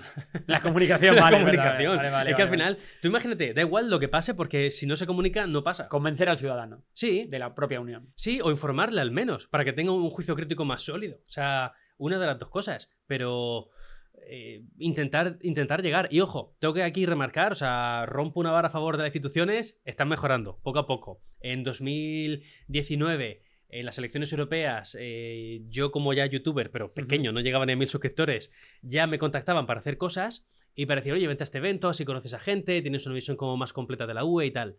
Y eso lo van haciendo cada vez más y ahora muchísimo mejor. Hay colaboraciones, hay viajes, hay un montón de cosas que están muy bien. A mí me invitaron una vez, no pude ir.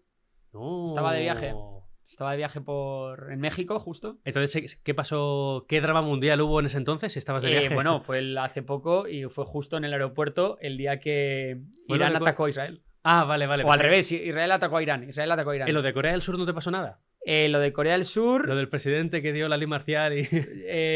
yo creo que ese estaba... Estaba aquí, ahí sí que estaba. Sí, vale. Sí, o sea, se ha roto la estadística. Bueno, no, porque cuando me voy siempre pasan cosas. Vale. Otra cosa es que también pasen cosas cuando estoy.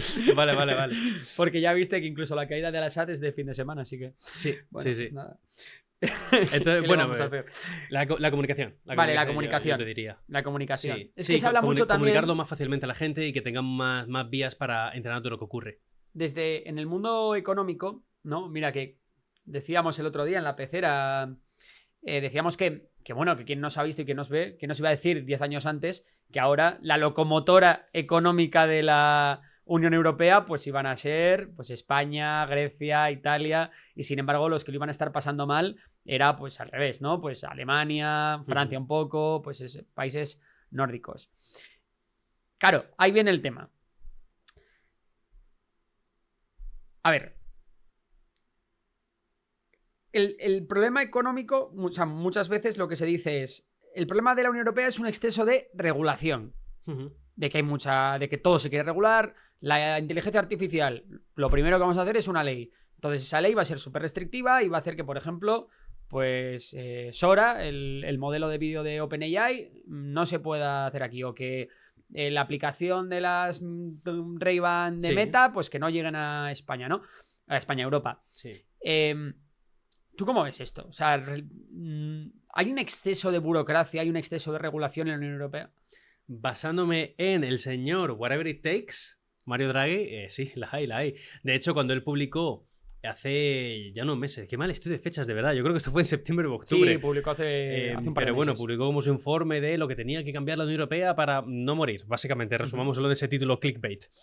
Ponía que había un exceso de burocracia y que muchas veces a lo mejor era preferible equivocarse y tener que dar marcha atrás en algo, de decir, ostras, no hemos regulado suficientemente esto, vaya, ha surgido un problema con esto, a decir que no surja absolutamente ningún problema, no vaya a ser que falles, que es normal. O sea, entonces creo que restringir, sobre todo en tema de innovación, puede ser un error. O sea, esto siempre hablamos de podría ser. Yo entiendo que sí, que puede ser un error. Sobre todo porque, ahora fíjate, mira, uno de los retos de hecho para 2025, te lo añado a la pregunta de antes, el tema de la IA. Ahora la Comisión Europea, recién conformada prácticamente, ha dicho que en sus primeros 100 días quiere llevar adelante una cosa que se llama de iniciativa de fábricas de IA. Básicamente lo que quieren es poner a empresas europeas emergentes de tema de inteligencia artificial en contacto con los superordenadores que hay en la UE, que creo que hay 8 o 10. Vale. Son ordenadores de la hostia, o sea, pueden hacer procesamientos brutales en muy poco tiempo. Muy complejos. Exacto, entonces para entrenamiento de IA o para desarrollo de cualquier movida que tenga que ver con la IA, son perfectos. ¿Cuál es el problema de esto? Dices tú, ostras, qué bien, ¿no? Que la UE, que la Comisión se quiera poner con esto al día. Sí, el problema es que algunas, como Mistral, la francesa, ya se ha asociado hace poco a Microsoft para eso. Entonces, se cree que llega un poco tarde y que puede que no sea siquiera suficiente, porque ya las empresas europeas emergentes de IA se han asociado con algunas norteamericanas. Entonces, bueno... Es que en algunos sectores macro que están llamados a dominar la economía de los próximos años, y te hablo de esto de fabricación de células de baterías, Ujú. fabricación de paneles solares, Los chips. empresas de, bueno, fabricación de microchips, empresas de inteligencia artificial, grandes tecnológicas. Hay muy poquita cosa europea entre ellas. Coches eléctricos, Ujú. prácticamente no hay nada. O sea, lo que hay es muy poco competitivo en comparación pues, con los Tesla o los fabricantes chinos. Sí. Entonces, ahí yo veo que los problemas que puede tener Alemania muchas veces, pues que pueden venir derivados de que estamos perdiendo el tren de los próximos años. Sí, totalmente. De hecho, en ese sentido, por eso para mí también puede ser un punto muy importante lo de Mercosur, porque una de las cosas es que Alemania pueda vender sus coches eléctricos precisamente a los países latinoamericanos. Porque sí, pero ¿para qué? O sea, si no tienes coches eléctricos competitivos. Ya, pero como no confío en que se vayan a hacer mucho más competitivos, Claro. al menos que la economía no se deteriore tanto. Claro. Como descarto la primera opción de que Yo vaya a haber un bueno, cambio. abramos más mercados. Sí, pero ¿de qué te sirve abrir más mercados si el coche chino... Y lo voy a Borja, ser... para que tú y yo sobrevivamos como generación Sí, y la total. siguiente ya se buscará la vida. Pero voy a ser súper simplista. El coche chino se carga más rápido, tiene más autonomía, corre más, Sí. tal, y cuesta 3 veces menos, ¿no? Sí. Al final es muy complicado competir en esas tal. Otro tema reto de la Unión Europea del que no hemos hablado, que me interesa muchísimo y que para mí, por ejemplo, para España, quizás sea el tema más importante de todos. Ya sé cuál va a ser. El Mundial 2030. El ¿te imaginas? No, el envejecimiento de la población. Oh, sí. Europa, una población tremendamente envejecida Ujú. y una población en la que, sin que la productividad esté subiendo mucho, cada vez menos tienen que mantener a más. Sí. Entonces, ¿cómo ves tú esto? Está complicado el tema. Jodido, la verdad.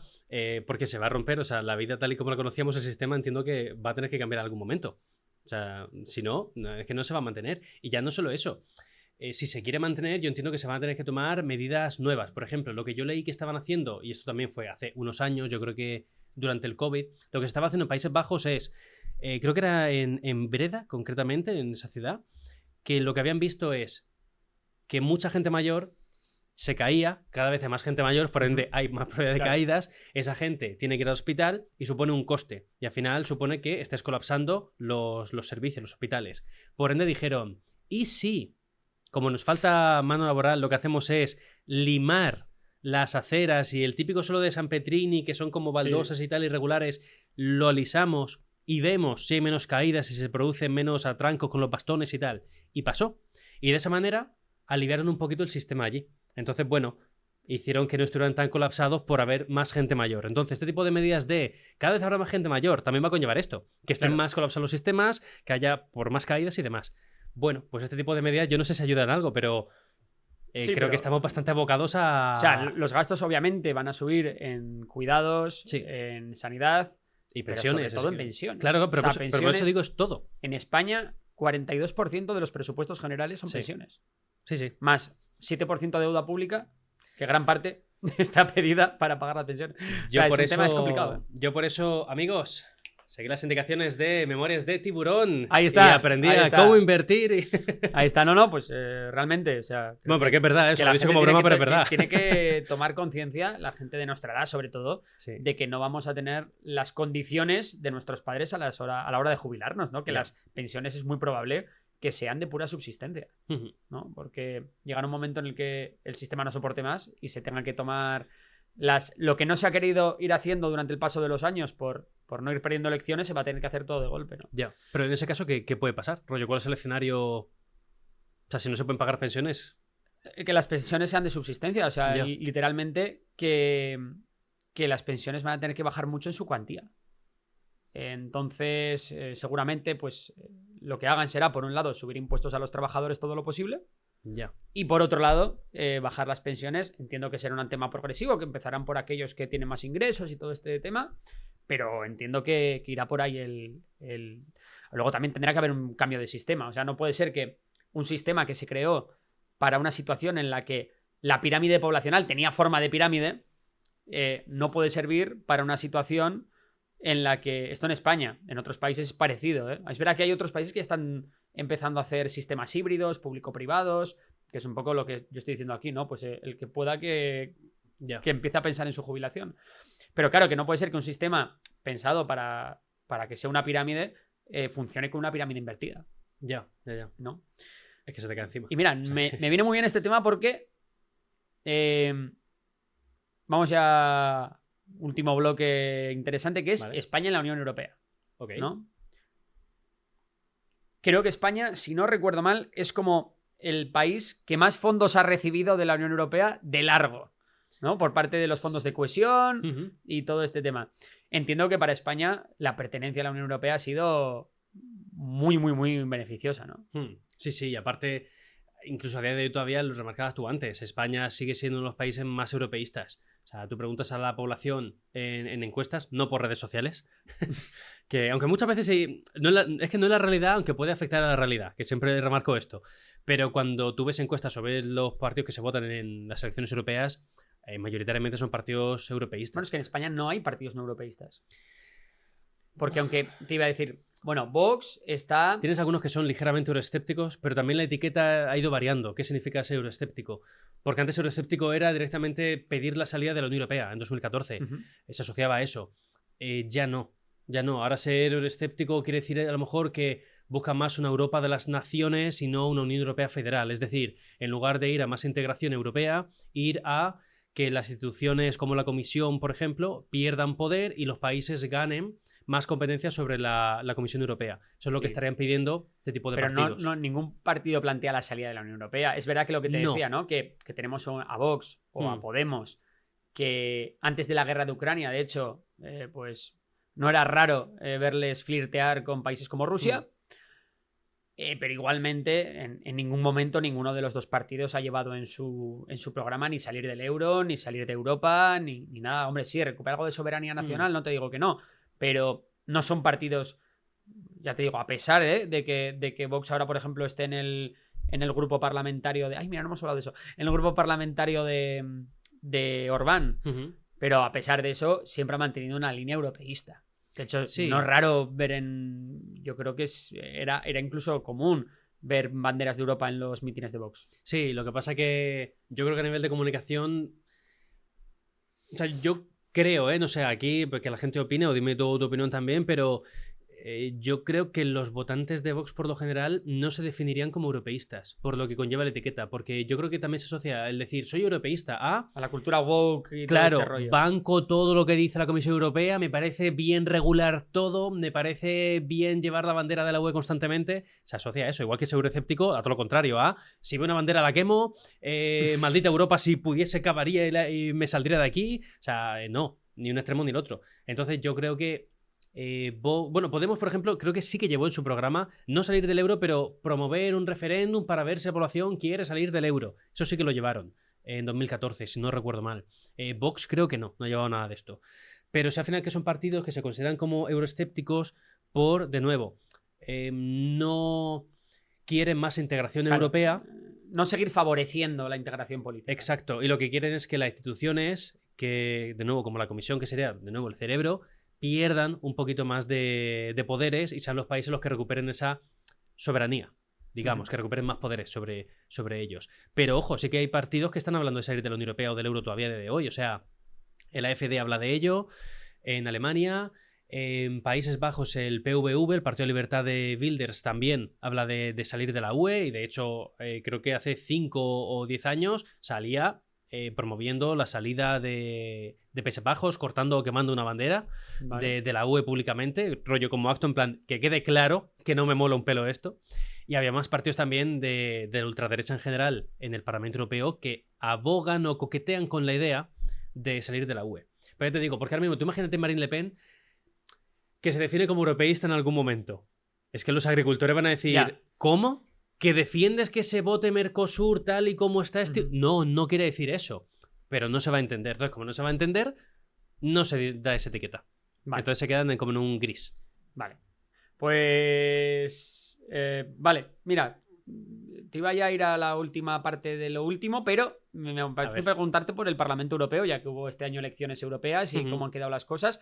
¿Te parece si hacemos un repaso un poco a los bloques que conforman el Parlamento Europeo? Venga. Porque ahora que la derecha de la derecha se ha partido en varias facciones, en tres.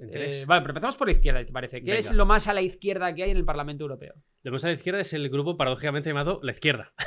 No se tomaron... Que se han cambiado el nombre. Antes era el GUE por acrónimo y tenía como Alianza de la Izquierda Verde Nórdica, no sé qué. Vale. Bueno, La Izquierda. Ahora es La Izquierda, que Sí. es donde está Podemos en España. por Exacto, ejemplo. está Podemos, está Syriza, está Izquierda Unida. Ahí están los partidos que podríamos considerar como izquierda radical o como izquierda simplemente, pero izquierda real, no un centro izquierda tímido Sí. o algo así, sino realmente un progresismo tocho. La izquierda, digamos, un poco igual heredera del 15M, Sí. ¿no? Y que también comparte conforma elementos del antiguo eurocomunismo, este rollo, ¿no? Sí, sí, Vale. sí. Luego, después de la izquierda, un poquito más al centro, que va viendo. Aquí hay debate, porque Aquí hay debate. según donde lo veas te lo ponen de una manera o de otra, pero pongamos que están los verdes. Los ¿vale? verdes. El grupo de los verdes, sí. Vale. Al final los verdes tuvieron su auge en 2019, en las elecciones de 2019, porque realmente los socialdemócratas y el grupo de la izquierda no habían asumido tanto las políticas climáticas, entonces ganaron mucho auge. Ahora mismo están quedando un poco desdibujados porque las políticas climáticas las lideran los socialdemócratas, que Claro. están justo un poquito más a la derecha de los verdes. Pero siguen en el centro izquierda. Los Sí. ¿Quién habría de los verdes equivalente en España? ¿Sería un Sumar?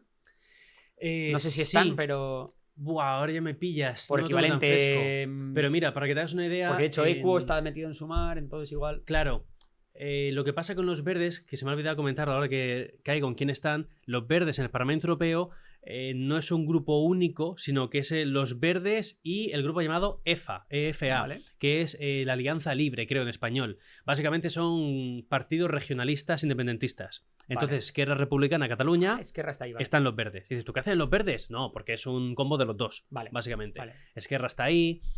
También se movía ahí cuando estaba, que era el ministro, creo. Urtasun. Ernest Urtasun, Sí. aunque iba por el Podemos de Barcelona, de Cataluña, cuando en lugar de ir luego a la izquierda, se desligaba y entraba a los verdes. Prefirió entrar a los verdes. Porque tenían esa libertad para elegir. Vale. Entonces, bueno, ese tipo de perfiles. O sea, una derecha, Están ahí. perdón, una izquierda, vamos a decir, más moderada y muy enfocada con el tema de, por un lado, el independentismo regional, el regionalismo, Sí, y por otro lado, la parte climática. sí. Vale. Sí, Eso y sobre por lo todo. general tengo que remarcar que una gran diferencia entre el grupo de la izquierda y de los verdes regionalistas es que los verdes regionalistas son claramente europeístas, fuertemente europeístas, mientras que la izquierda, Hay de todo. exacto, Vale. sí. Por lo general suelen ser mucho más críticos con las instituciones que los verdes y regionalistas, Vale. por lo general. Y luego me decías que tenemos los socialdemócratas, Exacto, que que sería sería el Centro-izquierda. centro-izquierda, el PSOE Sí. de España. Exacto, el PSOE los partidos socialistas en general, prácticamente todos están ahí, porque luego hay algún partido socialista de algún país que está en la izquierda. Por Vale. algún motivo, pues han preferido entrar ahí. Pero básicamente los socialistas es ese grupo, socialdemócratas. Centro-izquierda de toda la vida. Sí. Siguiente, un poquito más al centro. El grupo más tocho históricamente, el Partido Popular. Partido Vale, Popular Partido Europeo. Ahí están pues todos los PPs de toda Europa.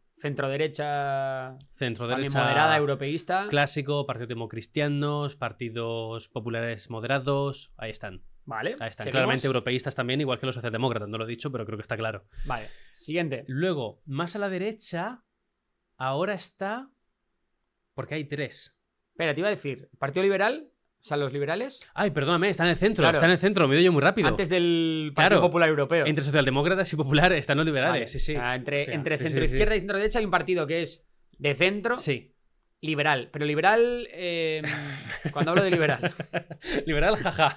Liberal, Yo pondría jaja. la etiqueta. No, pero Liberal, liberal, jaja. cuando hablan de liberales se refiere más en términos de economía, ¿no? Como Sí. un partido igual más tecnócrata. Sí, Vale. sí, supuestamente. Un Ciudadanos antes de que... De hecho, Ciudadanos estaba ahí. Vale. Ciudadanos estaba ahí, el Partido Nacionalista Vasco está ahí, pero este es el grupo que creó Macron, básicamente. Entonces, pues ese tipo de ideología entre centro-izquierda, centro-derecha, que según el día, pues aquí por un lado, aquí por otro, según las políticas. Pero Centro ese es el tecnócrata centro, liberal. sí. Vale. Claramente también europeístas.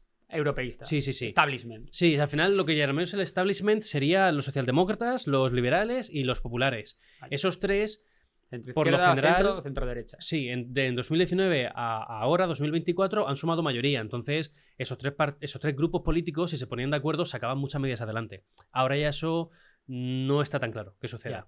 pero ya por conflictos entre ellos. Por Vale. números les sigue dando, pero por conflictos no. Vale, entonces ahora vamos a meternos en el terreno de la derecha recalcitrante. Sí, sí, que son 3 grupos. Sí. Ya no sé a cuál han situado más o menos a la derecha. Yo te diría que quizás el, Tengo del- lo que el el de S- Meloni, ¿no? El de Meloni está más cerca. Creo que es el RC, si no Sí. recuerdo mal. Yo te diría que es el más europeísta y por tanto lo consideraría quizás Es verdad, sí, sí, sí. el más moderado de todos. Correcto, correcto. Sí, el siguiente sería los conservadores y reformistas, que se llama ECR. Básicamente este grupo ahora está liderado por Meloni. La legislatura pasada Vox estaba ahí, Ujú. era el único partido español que estaba ahí. Pero bueno, se han salido ahora, yo entiendo que por cuestiones electorales, entiendo yo, Vale. pero bueno. Para Eh, desmarcarse un poco quizás del Partido Popular en Exacto, España, ¿no? porque el ECR esta legislatura va a colaborar mucho con los populares Vale. en el Parlamento Europeo. Entonces, a nivel nacional, habría muchos titulares de el partido, bueno, el grupo de Vox pacta con el PP, aunque en España se están dando de hostes y tal. Entonces, como a nivel nacional, aquí somos aún, por lo general, muy incultos en cuanto a cómo funciona la política europea, por desgracia, porque tampoco interesa que sepamos mucho, Sí, pues esos titulares muchos partidos se lo intentan ahorrar. vale. Pero bueno, ahí estaría Meloni, que es un grupo ligeramente euroescéptico, ligeramente, pero es claramente pro-OTAN, por ejemplo. Entonces, bueno, es europeísta en cierto sentido, porque al fin y al cabo aboga por más unión no solo económica, sino también de defensa. Claro. Vale, y luego tenemos siguiente grupo a la derecha, ya nos estamos metiendo Sí. en derecha, Sí, que este es nuevo. extrema derecha, es un... Es nuevo y para mí el mejor nombre de todos los grupos del Parlamento. Vale. Patriotas por Europa. Patriotas Patriots. por Patriots. Patriots. O sea, Suena es potente, que, ¿eh? es que es el nombre de... O sea, Homelander en The Voice, la Suena- serie, Sí, suena potente. estaría en Patriots. O sea, Claro. mola. Mola, eso es un marketing muy bueno. Vale, ¿y quién está en Patriots? Bueno, la cabeza visible es Orbán, aunque recordemos que no es eurodiputado, pero bueno, son como los líderes nacionales, Sí. para que la gente lo sitúe, que vienen a poner una cara. Pero ahí está Agrupación Nacional de Marine Le Pen, ahí está Vox, es donde ha Vox, entrado ahora, Vale. está Orbán del Fidesz, está... Salvini, creo, ¿no? Salvini estaba por está ahí. Sí, está siempre sí, con- se movió porque no quería estar en el ECR. Está sí. siempre con Le Pen. Sí, sí. ¿Y quién más hay por ahí? Buah, es que ya tendría que mirar porque ya no recuerdo si el FPO, por ejemplo, de Austria entró ahí o se fue al SN, que es el último. Ya no lo tengo claro. Es que está muy fresca la Vale, legislatura todavía. Vamos con el último. Vale. Extrema derecha. Sí, sí, sí. Poco más te puedes ir Sí, ya. sí. O sea, No, esto sí que es... estás cerca ya de tiempos pasados. Esto es extrema derecha 100%. O sea, yo Aquí, fíjate aquí que- no hay lugar a... No. Yo muchas veces discuto con la gente por comentarios en internet de es que se utiliza extrema derecha para todo. Es cierto que creo que se utiliza muchas veces muy mal la Vale. etiqueta de extrema derecha. Y en el Parlamento Europeo se utiliza para todo lo que no sea PP. Y a veces es incorrecto porque extrema derecha conlleva que realmente, joder, o estás vinculado o estás promoviendo grupúsculos violentos. Sí. Y no se puede mostrar esto en todos los partidos. Entonces, me parece muy vasto a veces utilizar esa etiqueta. En el caso del SN...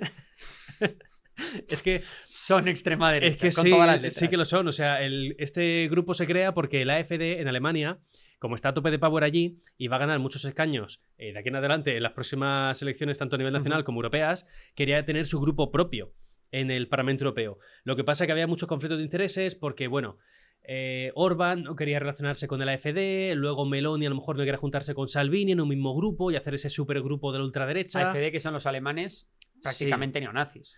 Sí, bueno, de hecho que tuvieron reuniones, pues yo creo que hace un año. Creo que se les filtró. Todo vuelve, Sí, joder, todo vuelve, sí, sí. como los pantalones de pana. No, eso no tiene que volver, por favor. Eso no tiene que volver, eso es horrible. Pero a la AfD lo que se le pilló es una reunión secreta. Perdón, tengo que matizar. Algunos miembros de la AfD o asistentes de diputados de la AfD, de nuevo, tengo un vídeo bien explicando esto con todo detalle en mi canal principal, El Viejo Continente. Ahí enseño las imágenes, los vídeos, los emails, las grabaciones telefónicas, las invitaciones físicas que se hizo a una reunión con grupo de neonazis y gente del entorno de la AfD. Y la idea era llevar a cabo un plan de remigración. Es decir, todo aquel que ellos no considerasen alemán, es decir, blanco caucásico, no es alemán. Disculpe, yo es que soy negro, pero llevo 5 generaciones aquí y todo legal, trabajas, o sea... No eres alemán. No lo eres. Vale. No, es que no eres blanco caucásico. ¿A qué me recuerdas esos planes? Let me think about it. Vale, y luego está el grupo de independientes. Sí, los no inscritos. Los digamos. no inscritos, ¿no? Es gente que... Gente que va ahí, bueno. Sí, gente que no encuentra el amor, que no ha hecho match, ¿entiendes? No ha hecho match, por lo que sea. Algo... Creo que ahí hay bastantes curiosidades, ¿no? En los no inscritos. Sí, yo no... Hay gente muy curiosa.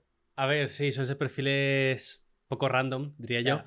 Pero hay gente que a lo mejor a mitad de legislatura pues se ha cabreado con su partido, entonces se sale del partido y del grupo, pero se queda en el Parlamento con escaño, por tanto, como no inscrito, pero ahí sigues. Básicamente no tiene grupo. ¿Y los españoles de Se acabó la fiesta? ¿En dónde están ahora? Creo que se quedaron como no inscritos, No inscritos. o entraron en SN, ahora tengo la duda. Y fíjate que hice vídeo sobre esto. Ostras. Es que al principio decían que sí, creo que luego que no. A ver si David nos lo puede ver. No inscritos. No Vale, inscritos. vale, vale, Han se quedado con confirma. inscritos. No inscritos. No, Pero hubo un me boomerang. cuentan por el pinganillo. Hubo un boomerang con eso, porque creo que fue un viernes que se dijo: están negociando con Alvise para que entren en el SN Sí. y para que den los números y tal. Y el lunes fue cuando se dijo: finalmente no entran. Vale. Pero hubo ahí como dudas. Bueno, pues con esto llegamos al final, pero antes de acabar, pequeñas preguntas cortas. Vale. Que siempre mola acabar con Venga, este venga, rollo. Dale, ¿vale? dale. Vale.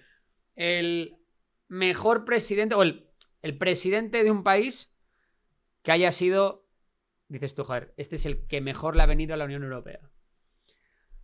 Buah, el que mejor ha venido. Uf. Al proyecto europeo, como proyecto europeo. ¿Quién ha sido el máximo exponente? Es muy buena pregunta. Porque claro, es que hay figuras que incluso aunque crea que hayan hecho un mal papel, eso ha podido potenciar una reacción de la Unión Europea. Claro. Yo creo que... no sé si mejor, pero como perfil más curioso yo pondría a Meloni a lo mejor, por el cambio que supone la transformación de la campaña electoral que hace hasta que gana, cómo se ha ido moderando Vale. y cómo es un rol muy curioso en la ultraderecha de no soy europeísta 100%, pero soy claramente pro-OTAN y pro-Ucrania. Es una figura que aún sigue costando encajar y yo creo que ha dado pie a mucho debate y por ende, mucha divulgación sobre ese tema. Vale. ¿Y histórico? Buah. Tengo que pensar en grandes nombres. Hombre, yo te diría que, joder, Robert Schuman, clásico, Claro. pero... Visionario. Sí. Yo te diría Robert Schuman como figura claramente ahí. Vale. Y vamos al peor. ¿Quién crees de todos que le ha hecho más daño a la Unión Europea? Un presidente de un país, tanto actual como histórico, ¿eh? Me vale. Mira, de primera respuesta rápida de gatillo, yo te diría Orbán, por cuestiones narrativas sobre todo, porque... o sea, yo te lo digo a nivel como... Incluso haber bloqueado... Sí, pero también te lo digo a nivel de... Todo esto lo estoy intentando responder a nivel de divulgación, rollo. Sí. ¿Cómo percibe la gente estas figuras y qué han aprendido de estas figuras? Y creo que ha hecho mucho mal en que la gente entienda ciertos conceptos de la Unión Europea o en que la gente no entienda por qué la Unión Europea, por ejemplo, se sitúa del lado de Ucrania, en que se asocia a que quien habla de paz automáticamente es el bueno y quien quiere ayudar a Ucrania es malo. Es como, no, esto no funciona así, o sea, objetivamente no funciona así. Entonces yo creo que Orbán en este sentido, por los últimos años, la última década realmente, ha perjudicado bastante en ese sentido. Una figura del Brexit igual. Sí, pero es que creo que han ayudado más que otra cosa. Vale. Esa gente abrió buenos debates. Vale. Y a día de hoy, como se han cerrado ya esos debates, considero que incluso una figura como Nigel Farage fue una figura final bastante Que ha importante y venido relevante. Sí. También porque cuando la cagó, dijo, oye, como te decía al principio, el Brexit ha sido un fracaso. ¿Ha tardado el tío lo suyo? Sí. Pero bueno, ha tenido puntos positivos a la hora de divulgar sobre ese tema. Vale. El país que tú consideras que es el mejor miembro, el miembro ideal, ¿sabes? Si quiero más miembros en la Unión Europea, los quiero como este país.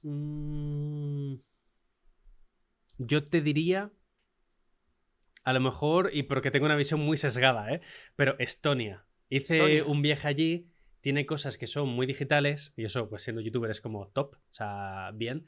Y aparte el país es muy bonito, la gente es muy agradable y el sistema que tenían educativo está bastante guay. O sea, yo el sitio al que fui vi que tenían, a lo mejor era un caso único, y me lo vendieron ahí como el show de Truman de este muy serial. europeístas. Sí. Ahí seguro que prorrusos no ganan. No, que va. Y tú podías pillar tu portátil para tenerlo como alquiler, la gente lo devolvía, es como, tío, pero ¿por qué devuelves el portátil? Llévatelo a tu casa.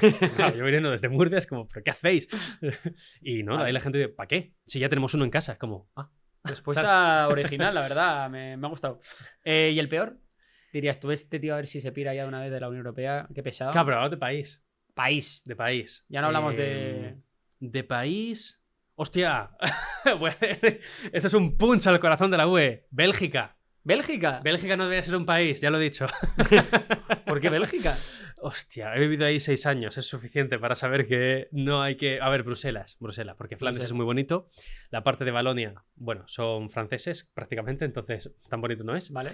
Pero es que Bruselas es terrible. Bruselas es terrible. Es una ciudad donde se pagan muchos impuestos, donde cada día tienes una obra diferente y no cambia absolutamente nada, o sea, no mejora nada.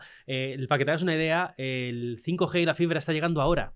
¡Ahora! ¿Qué dices tú? Pero vamos a ver. O sea, y a mí me la lió el casero de narices porque no entendían que necesito fibra óptica para trabajar de lo mío. Ya. Como, no, es que la fachada hay que respetarla. Digo, pero vamos a ver, ¿en qué siglo vivís? O sea, una serie de cosas terribles. Las aceras están mal. Cada 2x3, como llueve, se inunda. Entonces, o sea, se inunda lo que es el suelo. Al pisar las típicas baldosas, te salpica con entero. cariño tu paso por la capital Los niños europea, piden por la calle, tío. Hostia. Que pasa, que aquí es ilegal. Allí hay niños pidiendo por la calle.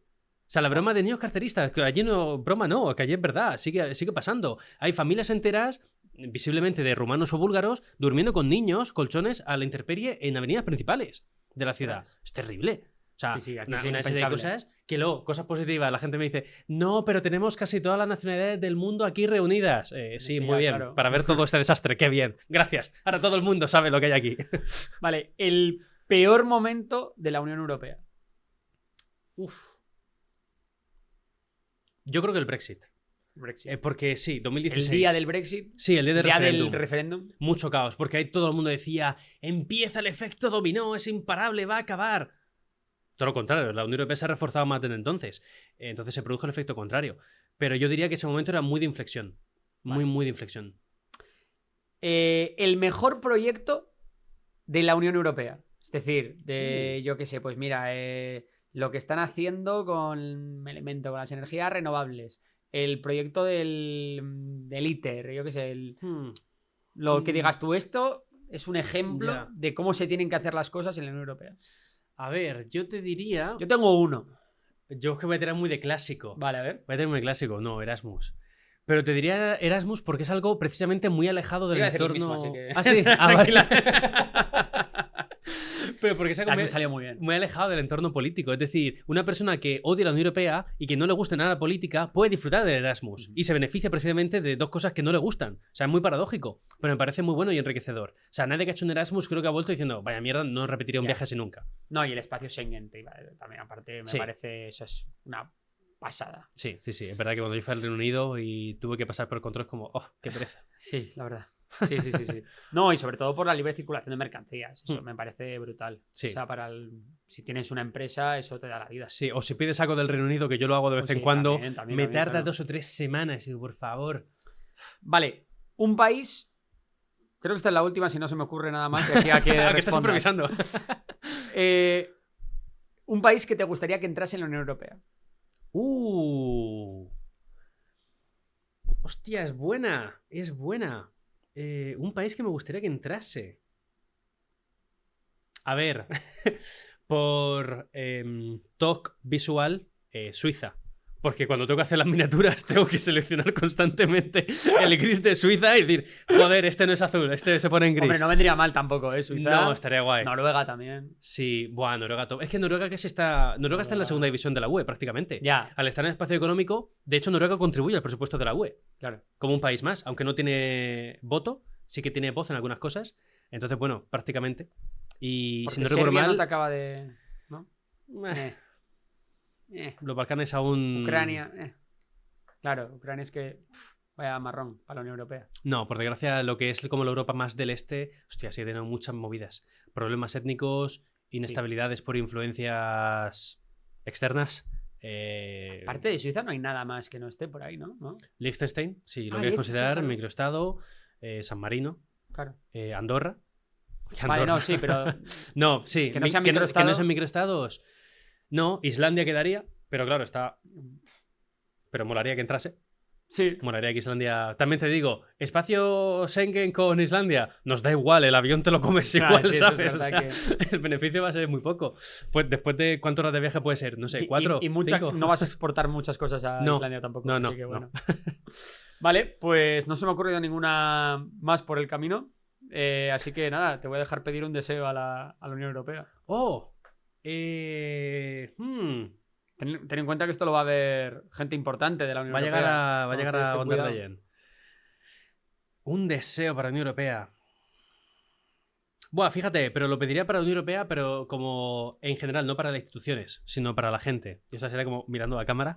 Sí, por favor. Pero, tío, cuando consumáis información de europea, política europea, o escuchéis a algún partido político hablar algo sobre política europea, cogedlo, pero no lo asumáis como verdad 100%. Contrastadlo, entended que la realidad es siempre mucho más compleja de lo que va a vender una institución, de lo que va a vender incluso un vídeo mío en concreto. O sea, mirad mucho más y que no manipulen las emociones con eso, porque a mí me da mucha rabia cuando se intenta manipular la narrativa para que pensemos una cosa u otra automáticamente y compremos un discurso y nos dé incluso miedo y estemos acojonados por intentar entender la Unión Europea. ¿Que es compleja? Sí, pero muchas veces te la pintan más compleja de lo que es para que no sepas de eso y te controlen más fácilmente muchas cositas. Ese es pues ahí queda mi eso. deseo. Repite dónde te pueden encontrar, Karim. En El Viejo Continente, en YouTube, y mi canal secundario, El Diario del Viejo Continente. Básicamente, El Viejo Continente son importante. vídeos, análisis largos, 8 o 15 minutos,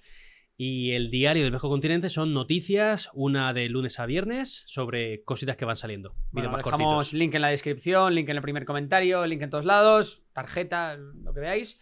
Y nada, pues una entrevista muy guay, la verdad, me ha gustado mucho. Este repasito ha estado muy, muy entretenido y muy interesantes muchas de las reflexiones. Así que nada, te voy a dejar ya el micro para despedirte de los amigos memoriónicos. Y nada, a ver si nos veremos pronto en Memorias de Pez haciendo alguna cosilla, seguro. Sí, seguramente sí. Nada, pues un gusto, oye, por la invitación. Pues nada. Adiós. Vale, genial.